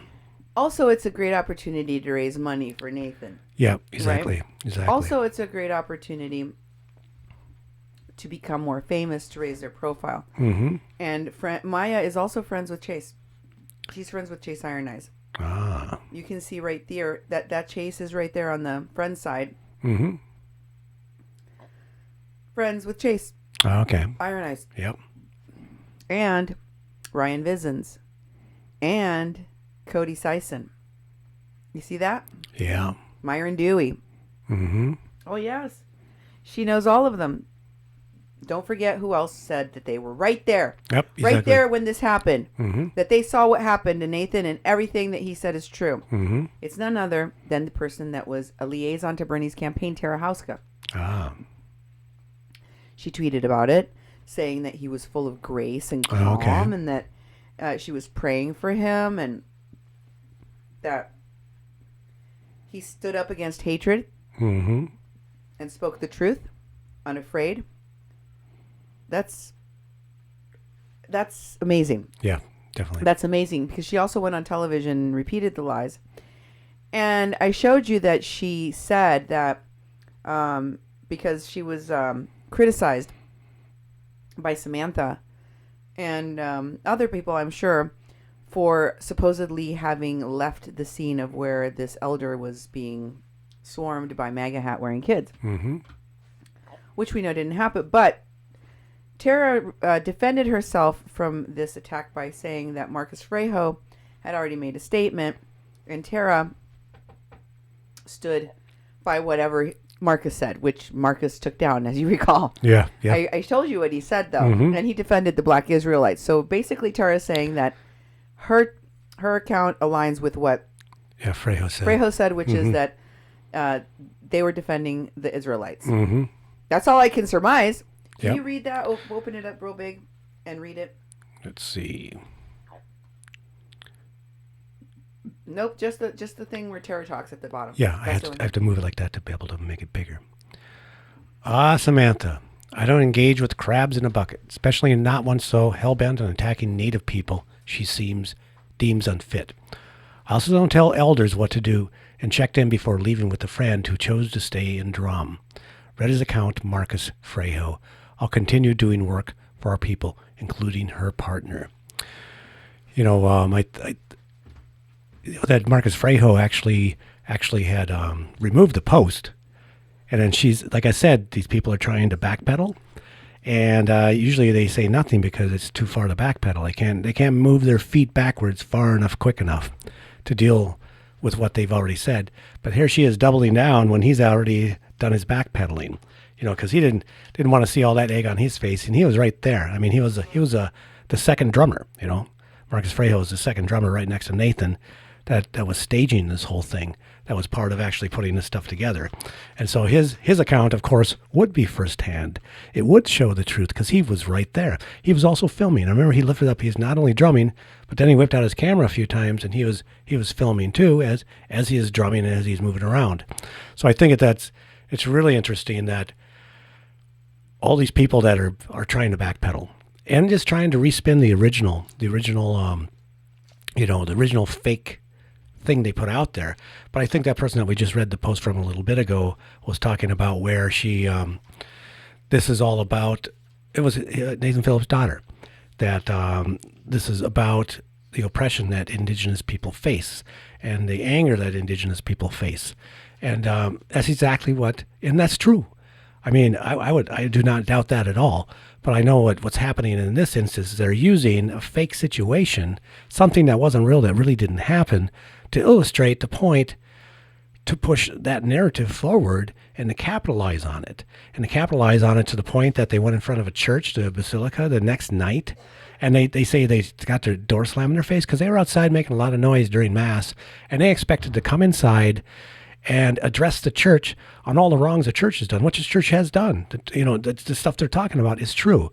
But for them to have this tactic and the strategy to go in and break into the church during Mass, drumming and doing ancestral songs of their own spirituality and religion, and expect the church to just stop and go, "What's up? Let's sit down and solve this stuff." That sort of tactic was nothing but disruption for the people who were participating in that Mass, and I think the church was right to slam the doors because they didn't want those people coming in. They didn't want to interrupt Mass, and they're all on the steps. And like I said, I think we have something later on that. Or we played some the other day. We played a bunch of that stuff, and so you could see that it was disruptive. It definitely was, and that is what they seek to do. They create these clashes. And I want to remind folks that Nathan was with Phyllis Young. He was close by. These were all not just important people at the march. These are people that helped to organize the march. These are also people that have helped to organize almost everything else that Native Americans that I have been following, especially those like her that are closely connected to AIM, the American Indian Movement, and their activities have been doing and are still doing right now, including the caravan. So Aylin, let's take a closer look at Aylin. This is her Facebook page. And Aylin, of course, has the Chinga la Migra that I showed you that tracks with Occupy Inauguration, Occupy ICE, and Occupy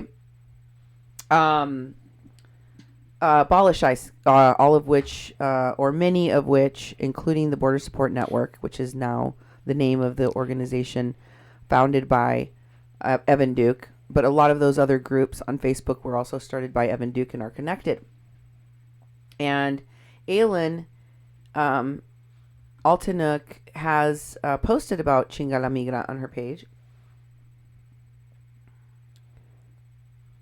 The next one, please. Oh, I'm sorry. And it is also her avatar. Aylin Altanuk is connected to many of the other people that were at Flint, including Chumash, who apparently took over her Facebook for a day and posted a bunch of selfies of himself. And here is a gentleman named Jimmy Tidwell and his Facebook page where he's sharing the video that you saw here today. Oh, yeah, yeah. And he tags someone named Sega Millie Mills. Yeah. Well, Mimi? Sega Mimi, no, Mealy. Okay. Millie, I don't know. But here they are together with none other than Manape, Jeremy, Sega Mimi Mills, Jeremy Tidwell, and Manape at the march, at the Indigenous Peoples March. Okay. Wait, no, this is in Mankato, Minnesota, December. Okay. But I think that Sega was definitely at the march. I just did not include all of Sega's pictures.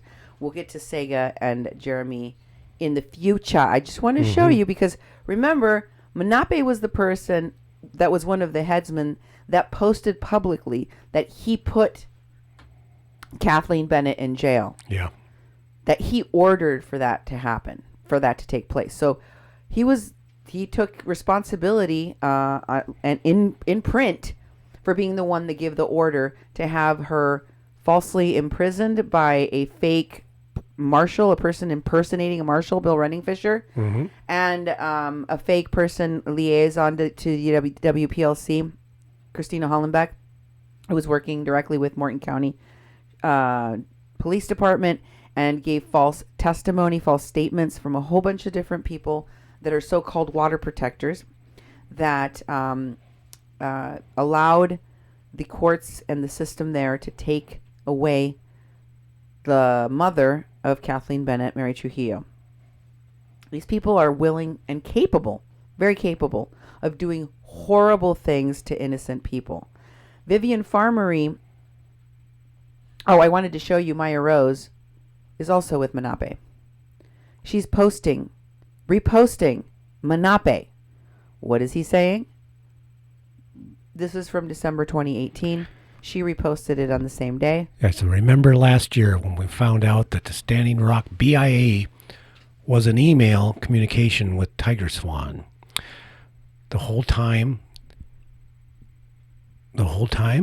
don't be getting complacent and falling back into the dysfunction and gayapi, gossip. For many, it's too late. So he's like doing his wisdom advice.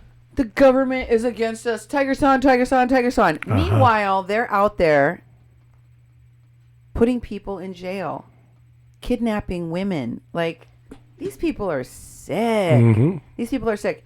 So let me show you what they're doing with the caravan. Okay, let's get to that right now because I need to clear up some things real quick with the caravan. What's going on with that?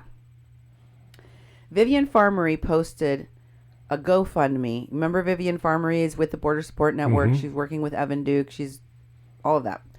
So she posted that, hey, everybody, the third caravan, which is on the border of Guatemala and Mexico, was attacked by locals on Sunday. Many are injured, including our friend and ally who is leading them north, as he did the second LGBTQ caravan. At least one member is believed to have died. Cry emoji. They have no food, and their temporary kitchen was destroyed. Please release and GoFundMe, link below. Press release, excuse me. Okay. Press release and GoFundMe link below. Please donate where you can and please share. Thank you. Yep. And then there are two links. One is for a GoFundMe. One is for a press release. Yep. And I'm going to show you what those go to in just a moment. And it says GoFundMe to support the LGBT and LGBT plus group inside the migrant caravan organized by the LGBTQ plus caravan. Okay. So it's kind of a little bit convoluted because in the post she's saying they don't have food, they don't have water, but this isn't a GoFundMe for everyone. This is only for the queer caravan.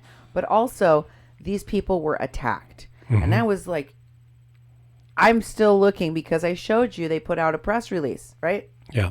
I told you they put out a press release. And I told you who put out the press release. Jason, whatever his name was, Wellick. We could never figure out how to pronounce it. Wellick. Who just recently got arrested for carrying weapons and being a violent person. Antifa dude, anarchist dude that owns a bicycle shop and has a Mexican wife, and I showed you all the weirdness around that, right? I'm like, what is this guy doing?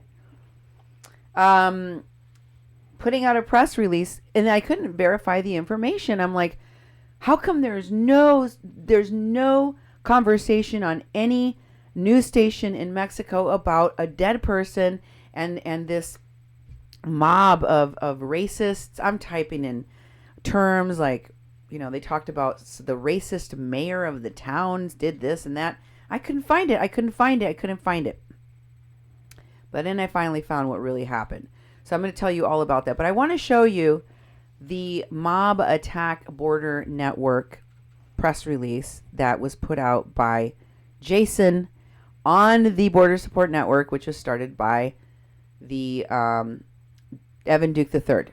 Yeah. And which is now run by Myron Dewey, etc. I showed you all the people connected to this page. And it says, Sol Beckett posted, vigilante mob attacks latest migrant caravan in Guatemala border town. That's the thing that I showed you. And the press release is, the spokesperson is Jason Wallach, right? Yeah, there he is, yeah. That's the person that I told you all about yesterday. And again, it says that the migrants were attacked with clubs, machetes, rocks, and it also says that they defended themselves and their kids, that the police did nothing, that the police basically, it says Caravanistas suffered beatings and injuries, although the number of those injured at this moment is unknown. Well, Vivian says there's one dead, at least one dead. Mr. Alberto Guerrero Ulloa, the guy that is a terrorist, exiled from his own country now for 30 years for having bombed a Chinese restaurant in which 6 military personnel from the United States were injured. That guy said that there were numbers of dead, that they were still unsure how many dead. So this whole there's dead people is not verifiable.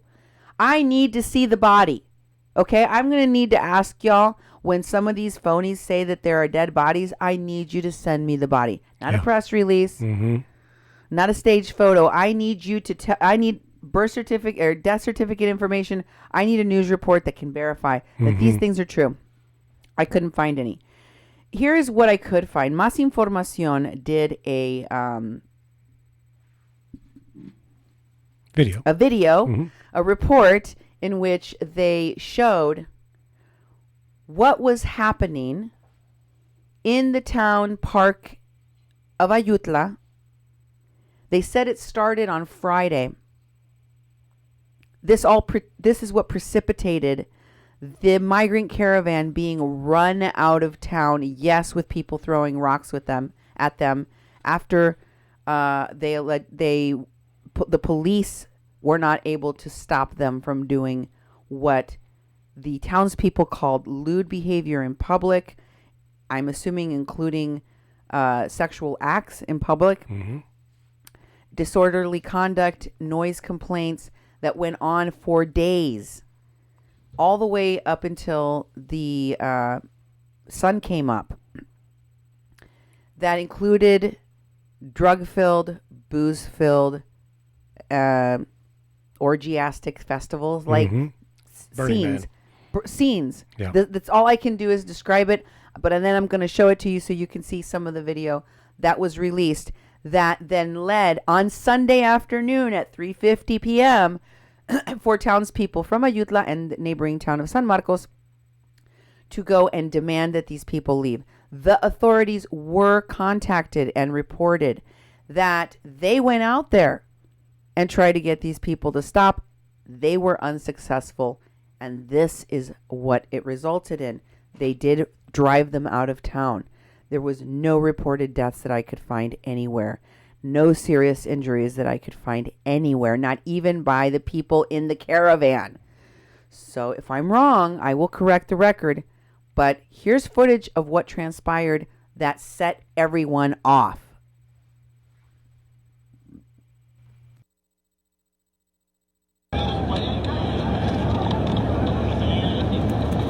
hay derechos humanos. Ahí está un grupo grande, acaba de meterse aquí al puente y están con palos tirando piedras. Ahí está.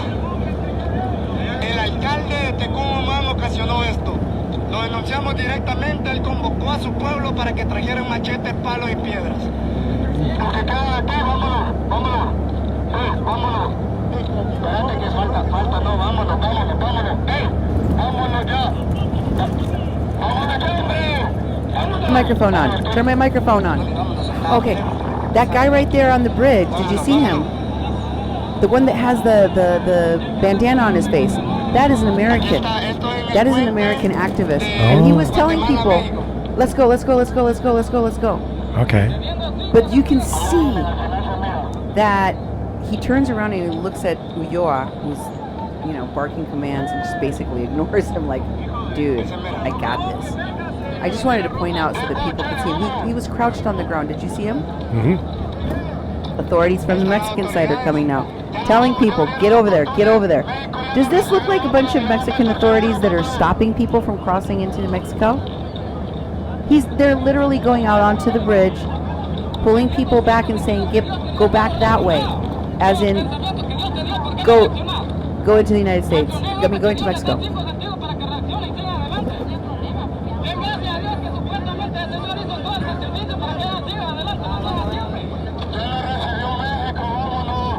They let us into Mexico, now let's go, he says. Let's go, let's go, let's go.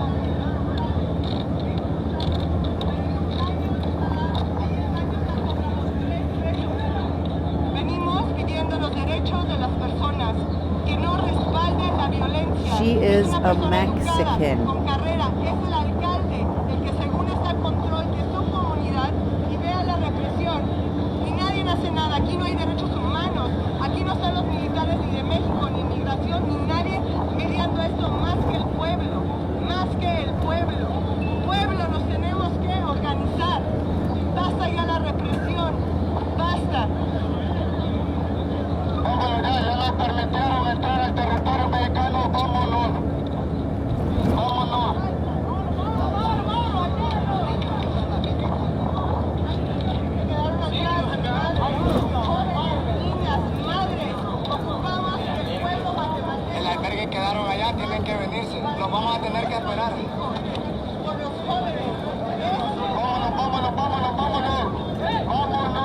Let's go, let's go, let's go, let's go, let's go, let's go, let's go, he says.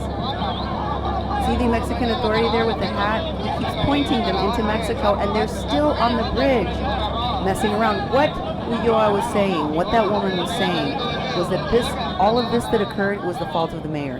That all of this happening was the fault of the mayor.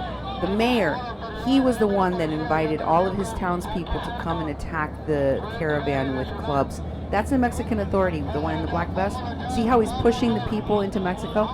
They said in their press communication that they did not get help from the Mexican authorities. You're literally watching the Mexican authorities trying to separate these two groups because they don't want anyone to go backwards.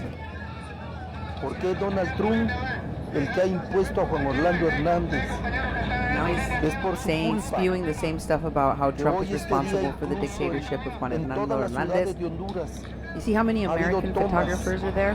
I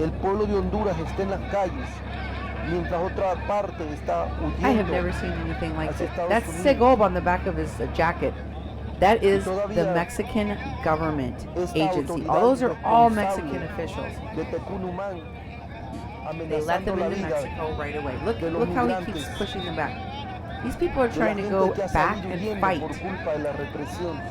So what he was saying was that the mayor put the townspeople up to this, and that's why this attack happened. He also said some of the people went to the shelters. We're going to have to go into Mexico and wait for them there. The reason for that is because people did scatter when the townspeople went into the park to run them out of town. They refused to leave. They refused to stop their activities when the cops went and told them to. They refused to stop when the townspeople showed up.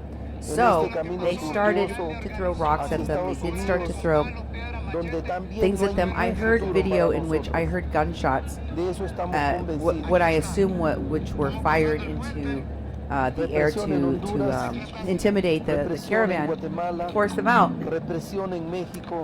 But the reality is that they scattered because they were refusing to leave up to that point, and the people threw them out. The people expulsed them from their town. And what happened is some of them ran for the bridge to cross into Mexico.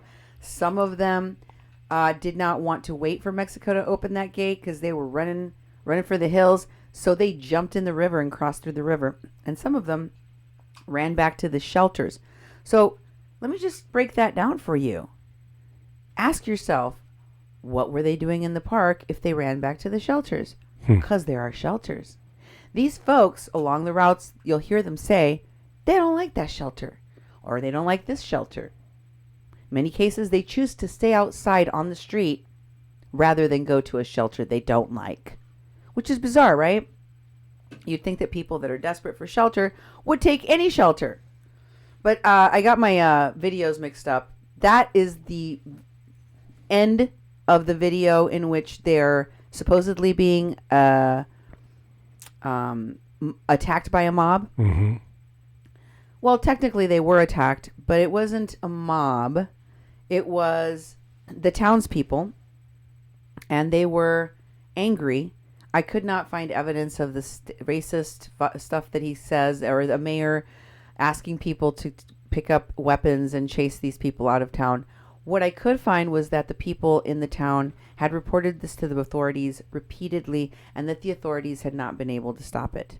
That people were pretty much sick and tired of not just the public drinking and drug use and debauchery, but also the fact that it was impairing their ability to sleep at night and work the next day. So here's another video. This one is a party scene that lasts approximately 8 minutes. That'll give you an idea of what was going on since Friday for the town and the park in Ayutla, and what precipitated the anger from the townspeople. By the way, notice that not the press release, not the Post and Border Support Network, not any of the people that are talking about this, they'll mention fake people being dead. They will mention that there are many dead, possibly, or at least one, but they will not tell you anything about the disruptions they were causing in the city since Friday, from Friday to Sunday. Here's a clip of that. See for yourself.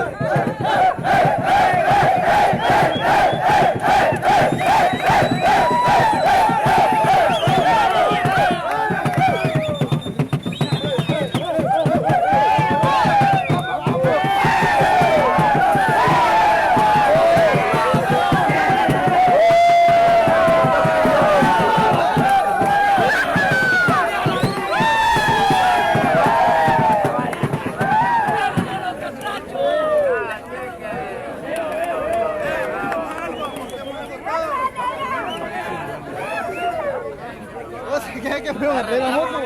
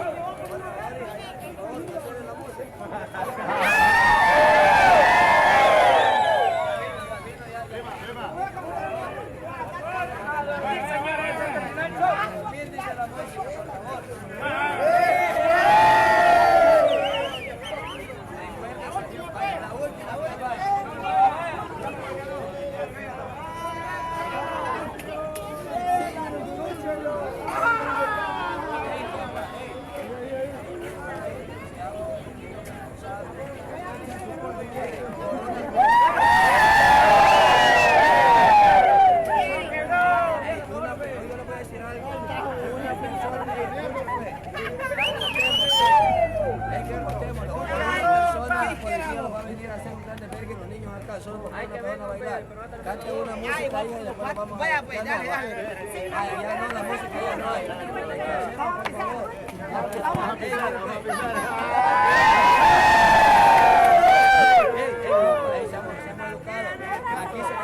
Aquí se hizo, escuchen una vez, aquí se hizo.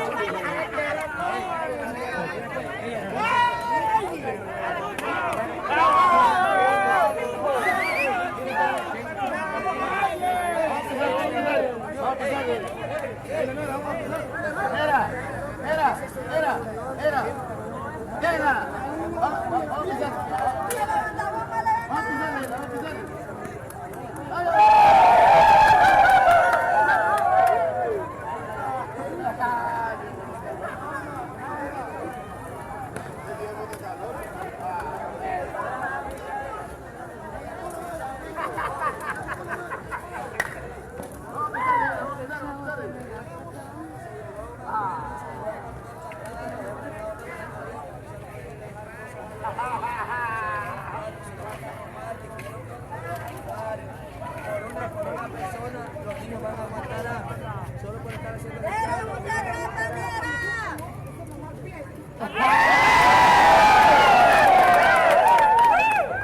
está bien. Saben, ahí hay como 3 niños ahí ahorita tiernitos acá. Ya estamos adultos.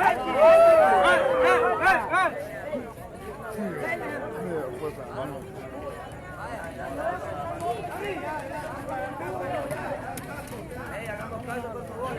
Se hizo el consejo. Maestro, Vaya, se hizo el consejo.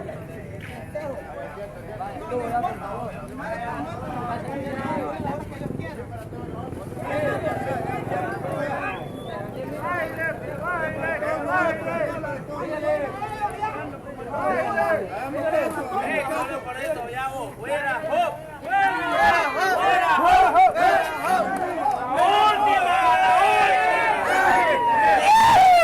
Ahí no me gusta.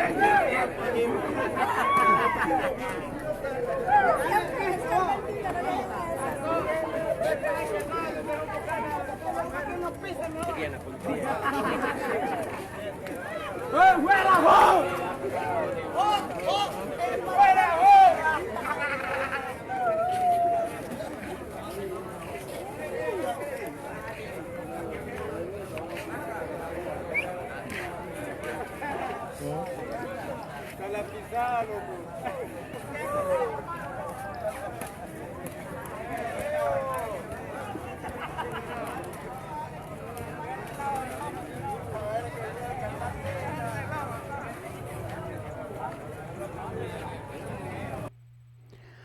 So I was just commenting that I wanted to include the link for folks for this video, and I realized I didn't have it. So I was grabbing it real quick. Duke, would you want to describe what you just saw for folks, though? Yeah. Well, it was a longer angle because we saw other videos that were real close up, but it was a party happening like Friday night, Saturday night, Sunday night in the middle of town, and just on the other side of Guatemala, in the border of Mexico, as the migrants were waiting for their processing to get into Mexico. And they're just partying down loud, like they're having a rave. They're having their own Burning Man style party, right there in the center of town in the park that they basically took over because there were so many people that they came into town. They had to be a place for them to be as they're waiting for the Mexican officials to process them. And that bridge we saw earlier is the other side would be Mexico. And so they were just whooping it up, and they were doing all sorts of lewd dancing, and there was a lot of drugs being taken and a lot of alcohol being consumed, and it was loud. It was very, very loud. And this is a sleepy. There's women. Yeah. There's women too. You see a lot of men there, but I wanted to tell you something. There was a woman in the center of that circle, and they were yelling. There was people dancing in the center there, and they were yelling, "Mucha ropa, mucha ropa, mucha ropa," which means too much clothes, too much clothes. Okay. It's kind of like saying, "Take your clothes off, take your clothes off," and then they would yell, "Woohoo!" And presumably, when something happened, what happened? I don't know. But here's some other of the dance. Nemo, if you could drop the Informativo Ayutla link from Facebook to that video for the folks that wanted the link. Here's another one of the videos. This one came from a news report on Twitter, and it shows some more of the festivities.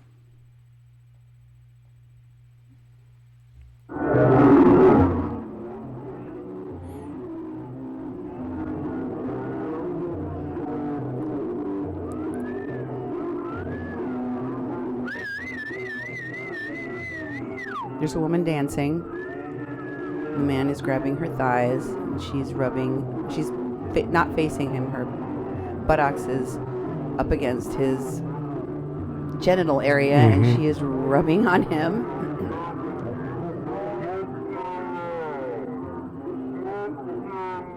It's a slow down, so that's why it sounds weird.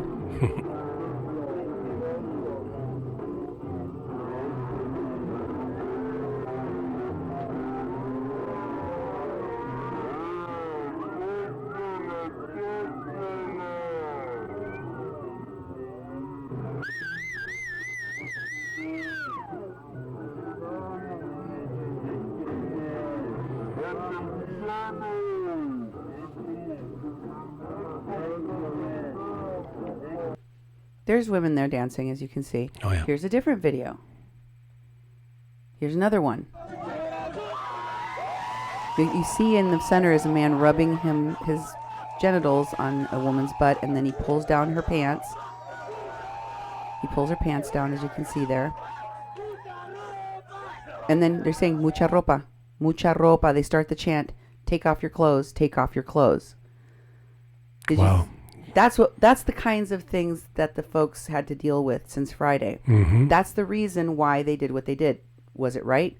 No. The authorities did not respond when they reported this repeatedly. The authorities did go and ask these folks to stop. They did not. And that's what resulted. So I wanted to show you the tweets. This is Noticia Fiesta tweet about from Juan Victor. And he's showing that video I just showed you, and it says, "Video, more images of the migrants from El Salvador and Honduras in dishonest acts in plain view in the middle of the park in Ayutla." And the San Marcos neighbors demanded that the authorities stop these immoral acts that are occurring constantly in Ayutla. And the next one shows more of that reporter tweeting, "This is the video. There are shots heard, like in firing of guns, shots, continue in Ayutla and San Marcos during the expulsion. So the removal of the migrants. You can see there, that's the footage from the bridge that I just showed you earlier. That during the night, we're using the park, the Central Park, and the streets as their personal discotheque and hotel. Yep. So that's how it's being reported in Mexico. I don't have any reports from Mexico, from any reporter, from any news source that I could find, not in Guatemala, not in Mexico, that said that there were dead or even any seriously injured. None. Zero. Here is what Jesse Garcia posted, one of the people that is from that Border Support Network. Well, actually, there was one before that. Okay, I'm sorry. Vivian Farmery link press release. That Vivian Farmery post that I showed you at the very beginning of this topic about the mob attacking the border, and they needing money, the GoFundMe. I said it has 2 links. This is one of the links. This is the link that is exactly the same thing that was posted by Jason. If you move it over to the beginning of where it starts, it says it's a press release. It says it's by Jason Wallach, and it's got his Gmail, migrant welcome, the migrant welcome group, and it's got his phone number right there. It's the same thing. So the one link on that Vivian Farmery post is this. The other one is the GoFundMe. Okay, so here's the Caravan GoFundMe. I did skip the Jesse Garcia mob. Okay, here's the post about the bridge. Oh, yeah. From another person named Jesse Garcia that is with the Border Caravan Network. If you look at the top, you can see their name. And then you got the Caravan GoFundMe. That was the other link. And oh, there it is. You can see that the person that started this GoFundMe, if you can see that tiny little picture of a guy that's shirtless down there, it says he's the one that started it. Okay, that guy's name is Raphael, and he is a Frenchman. He is from France. And I couldn't for the life of me figure out why there's another Frenchman in the story from France raising money for the caravan. Okay? But I wanted to look further into who he was. Please put the GoFundMe up and scroll down so we can see what they're saying. What is this for? Right? Yeah, it's an LGBT plus group is formed as part of the new migrant caravan that's left Honduras 2 weeks ago, and they need your help. Coming from Honduras, El Salvador, Guatemala, and Nicaragua, the LGBT plus group and the rest of the caravan have been stuck in the city of Tecún in Guatemala, waiting for their legal papers to cross into Mexico on their way to the United States. The LGBT group has formed to protect and support each other on this dangerous journey where they are more vulnerable and at risk left on their own. Each individual with their own stories, they are fleeing crimes, poverty, and violent discrimination. They also took under their wings some families and some underage kids that were traveling alone. They need your help. None of them were planning to be stuck in Guatemala for a week, time it takes for legal papers for Mexico to be processed through a new Mexican law that was passed 2 weeks ago, and their resources are running very low. On top of that, no organization has yet properly stepped in to offer food to the people waiting in Tecún for a week already. 2 days ago, the LGBT plus group stopped in to create their own portable kitchen, giving themselves for a mission to try to solve as many rations of food as possible for the rest of the caravan. The funds received will help the LGBT plus community to buy food and essential needs for the group along their journey to the United States, but also to allow them to buy enough food to cook for as many people as humanly possible. Yesterday they cooked for over 1,000 meals until an organization hopefully steps in. Any donations are gladly appreciated, and thank you. So, they say that it's for a kitchen, but it's for the LGBTQ caravan, but it's for food Yeah. because nobody is helping them, right? Yep. So let's take a look at Raphael, the guy that started that Facebook. There's the picture that you saw. Mm-hmm. Raphael Chatelier. Yeah. This is the man. Guess what? You're not going to believe this, Duke. What's that? What are the odds? Remember the other guy, Sinbad, Mm-hmm. Amadeo, Yep. Guggenheim, whatever. Rumney, Rumney. Guggenheim, Guggenheim, that's what it was, yes. Guggenheim. Mm-hmm. Remember that it turned out he wasn't just a Frenchman that was concerned about the caravan, that he was a documentary filmmaker, Yep. that he was a documentary filmmaker without a documentary, Mm-hmm. a photographer, a model, that he was a model. Remember all that? Yep. Turns out this guy is the same things. Mm-hmm. He's a model. And also, he's a photographer. Ah. And also, he's a filmmaker. Okay. It says that he's from where? I can't read those tiny He lives in Los Angeles, California, from Béziers, France. Béziers, France. And the first post on his page is about, I'll show it to you. Here, go to the Bentley. It's about the latest short film that he's directed for Bentley Motors and Oh. Wallpaper Magazine around a conversation on aluminum. So he shoots commercials for Yes. pretty big companies, looks Yeah, no like. kidding. And here is him looking for production coordination. And here he is talking about drinking mezcal and going over to the other side to get an apartment. I see. Drinking mezcal shots like it's water. Gonna start looking for apartments over this side of the wall in the morning. He's in Mexico City Wow. with Priscilla Rebenda.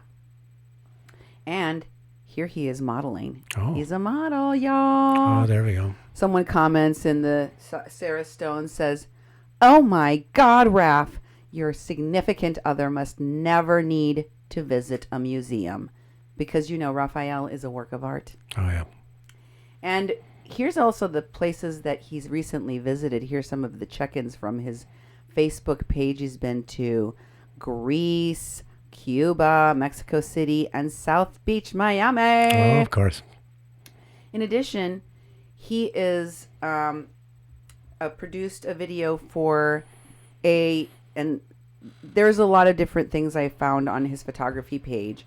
I'm going to show you a little bit, and I'm going to give you some links for you to go check it out. But remember, this is a guy raising money for the LGBTQ caravan, specifically. But also food, and also a kitchen, and also these other things. Mm-hmm. Just like Sinbad. Yep, exactly. Remember? Mm-hmm. Same pattern. So I started looking into, like, who's this guy? What does it do, right? And I found this very interesting video that he did. And it's called Saturn Rising. Okay. Saturn Rising. You can find it on Vimeo. And we should have a link for you for that. If I don't, I'm going to get it right now then, so that you do have it, because that's not fair. You should have that, right? Mm-hmm. You could find it, Duke. No, I I'll can't find drop. it. I can't drop anything in the way I'm working here. So That's true. You're right. It has to be me. yeah, no, it's on Vimeo. It's gonna be me. Yeah, and it's actually it's- kind of shocking too. It's not. It's a very sexual, sensual video.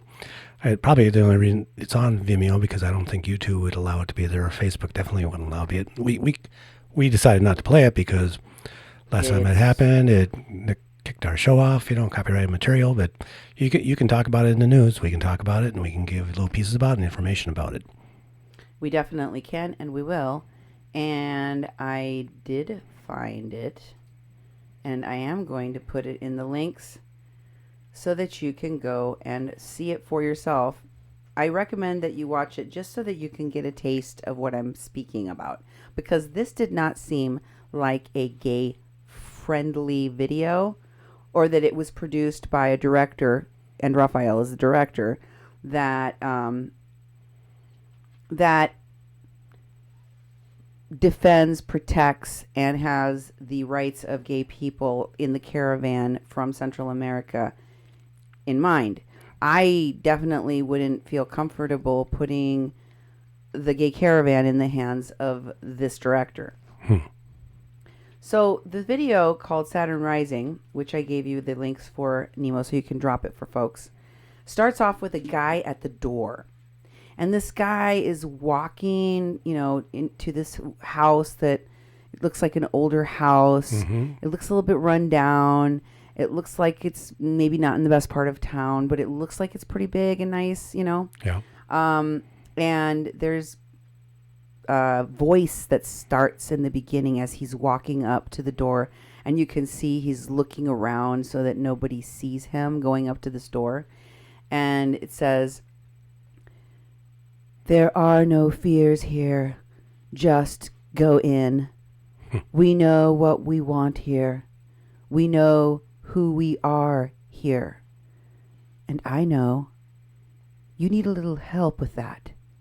And I got you. But walk in here like you want something. Walk in here like you can take something. I welcome you to Saturn Rising." And then it goes down, down, down, down, down, down, down, down, down, down, down, down, down, down, down, down, down, down.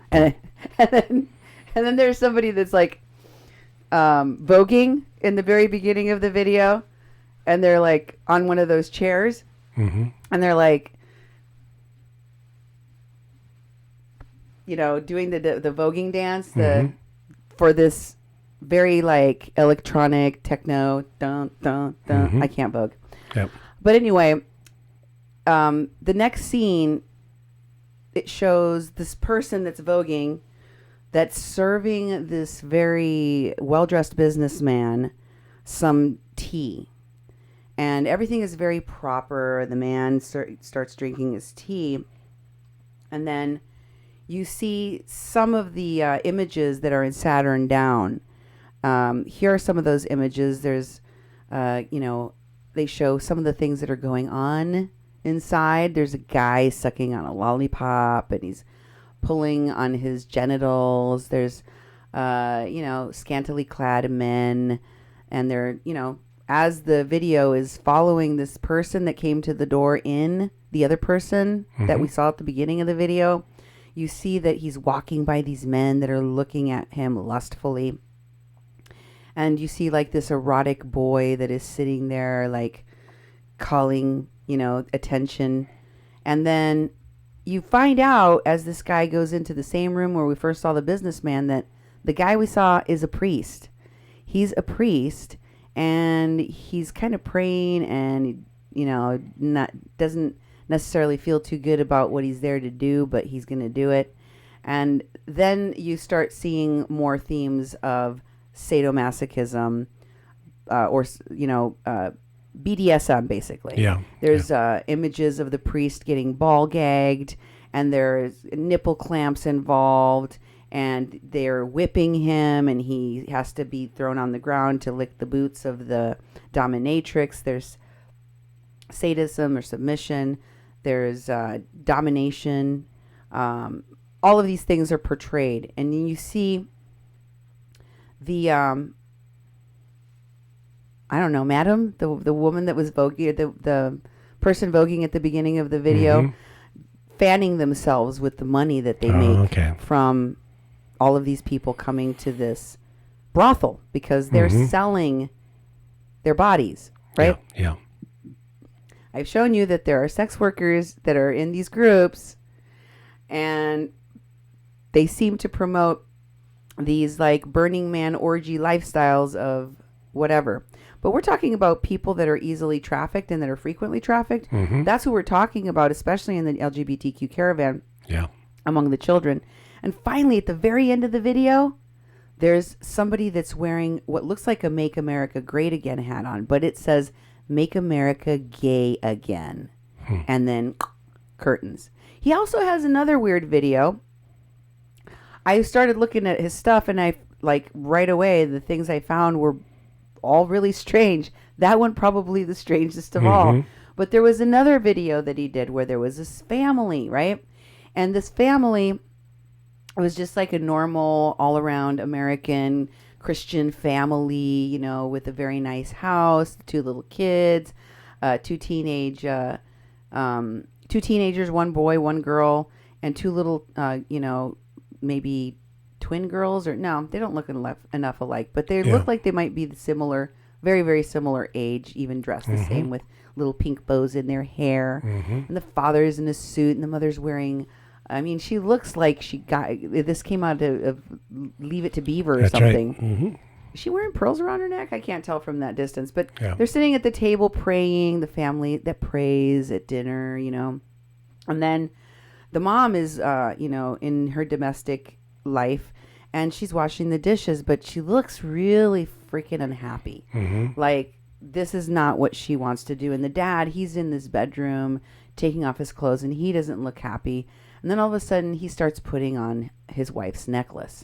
And they go back to the mom, and she's taking the dishes, and she is done. She's going to throw them on the floor and shatter them and break them. And she starts breaking the dishes, and then she starts getting this orgasmic glee on her face, like, this is what I should have done all along. I should be breaking the dishes, not washing them. And then the dad is like putting on lipstick and a hat and earrings.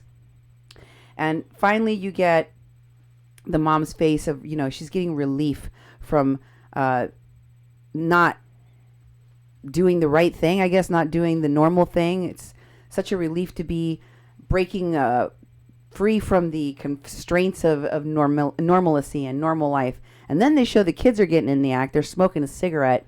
And then you got the young daughter, the teenage daughter, who's like playing with herself. And she's finally, I guess that's how she liberates herself, by diddling, I guess. And then finally they get to the teenage boy. And what happens is the mom brings the teacher in. She's got books.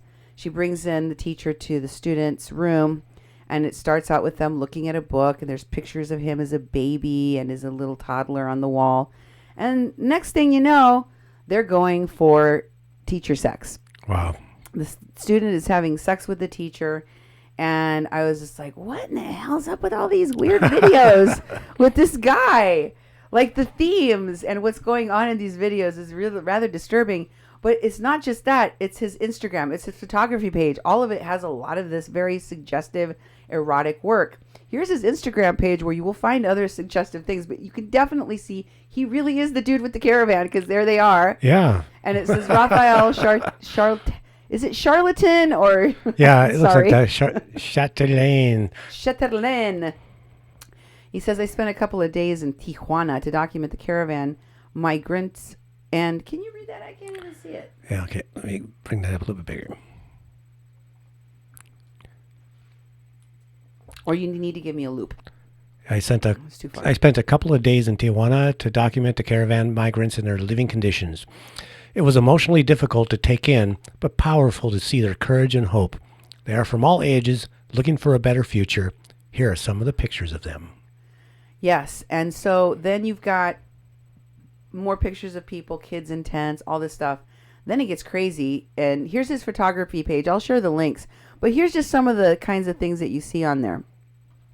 This one isn't even the raciest one. But I just wanted to give you an idea of more of the same kinds of things that I found on that page. And it was just very disturbing, because the more you look, the more you find connections to people that seem like the sort that would be rather exploitative of the caravan, especially the LGBTQ caravan. Not to mention that totally not the right spokesperson for those folks. But then I found this guy named Doug Warren, whose real name is actually Doug Rosenbrook, who is at the Butterfly Sanctuary, Evan Duke, Veterans Cemetery. Oh, yeah. Okay. Place where they're going to build the wall in Mission, Texas area. And he puts out this really urgent call, very vague in detail of what it is that's going to happen or what they're going to do. And he's like, they're building the wall. Get over here quick. Here's that video. I am standing on the levee where Trump intends to build the wall at the Butterfly Sanctuary. Behind me is the Butterfly Sanctuary. This will be blocking the migration routes of tons of different types of species of butterfly, more than I can count. Please come down here and help us stop this from happening. And what does Doug do? Well, Doug is actually an entertainer. Oh, what? Yes. He's an entertainer. He is, I'll let you judge for yourself here in a minute. But he is definitely a character. And he is, he does poetry slams primarily, but that's his vehicle because he works with the prisoners. Okay. And he also works with, youth.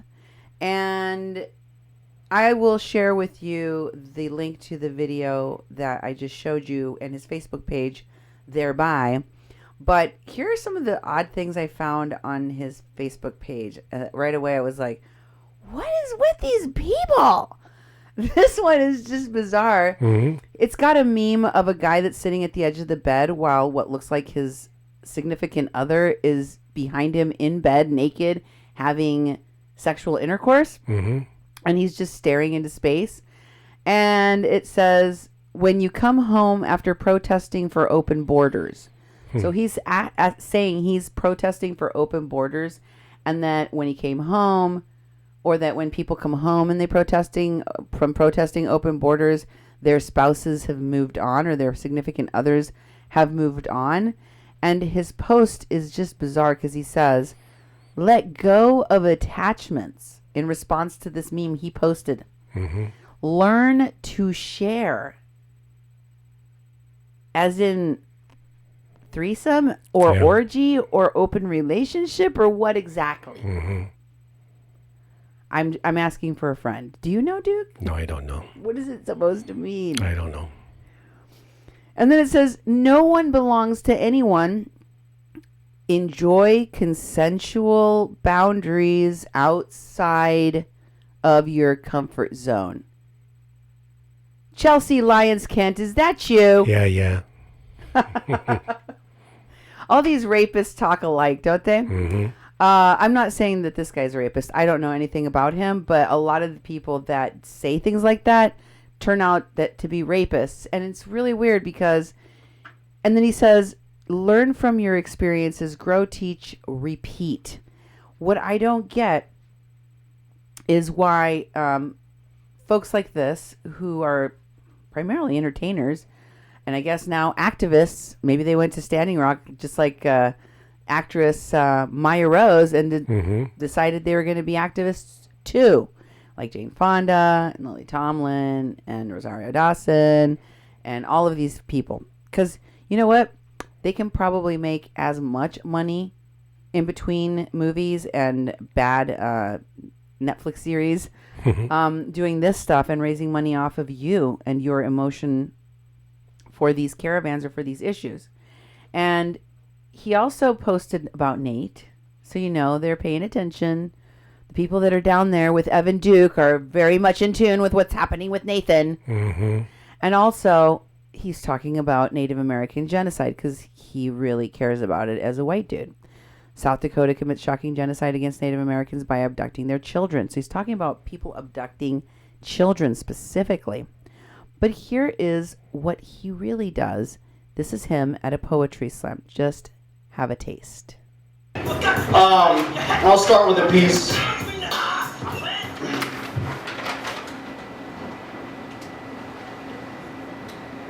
When Michael Jackson was still a black man, I played Miss Pac-Man. I rode Falcor and I saved Ferris. I made Smurf statues out of plaster of Paris. If you grew up in the 80s, then I know that you might share this.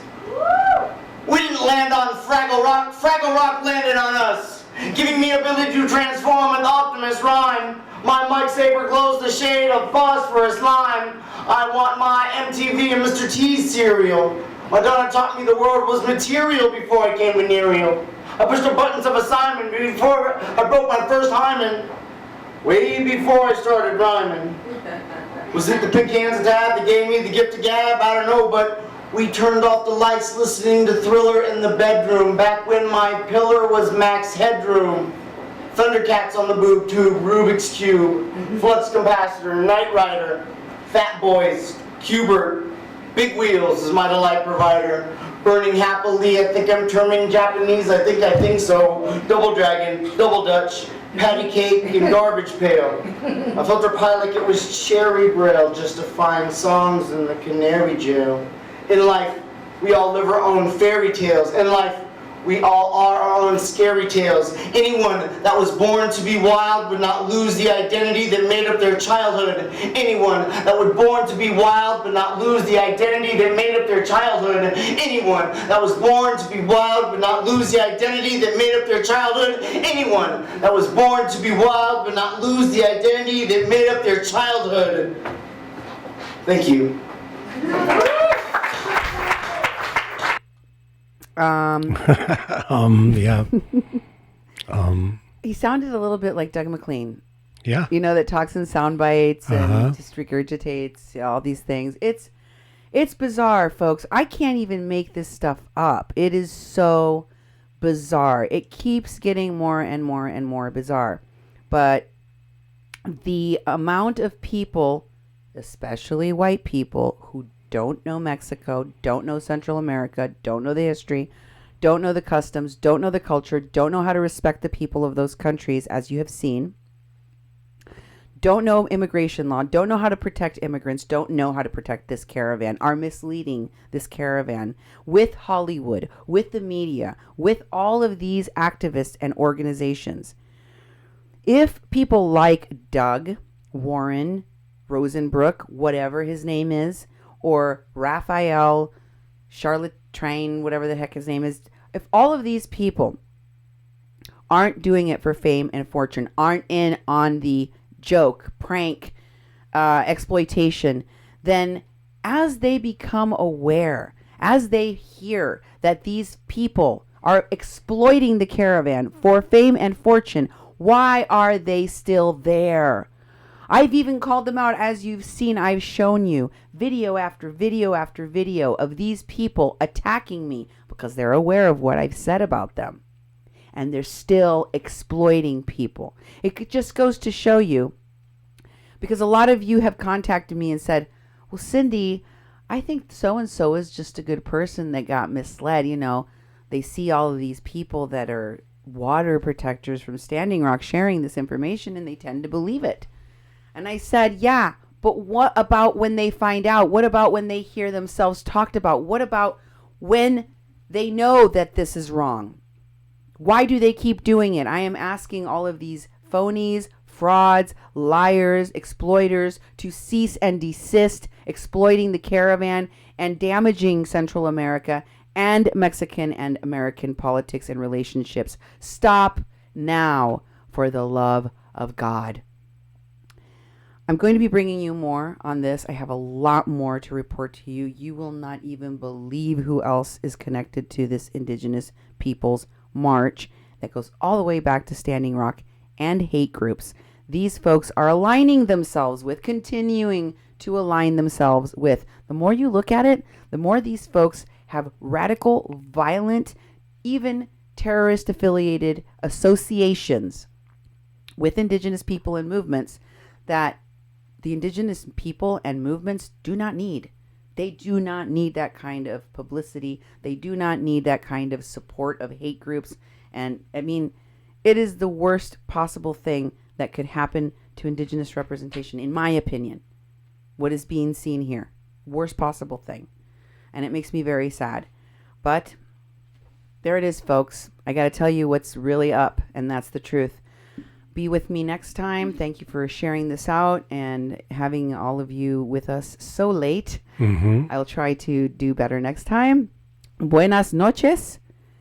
Thanks from a Mexican Crossing Lines here on 88.1 FM KPPPLP Fargo Moorhead. Good night.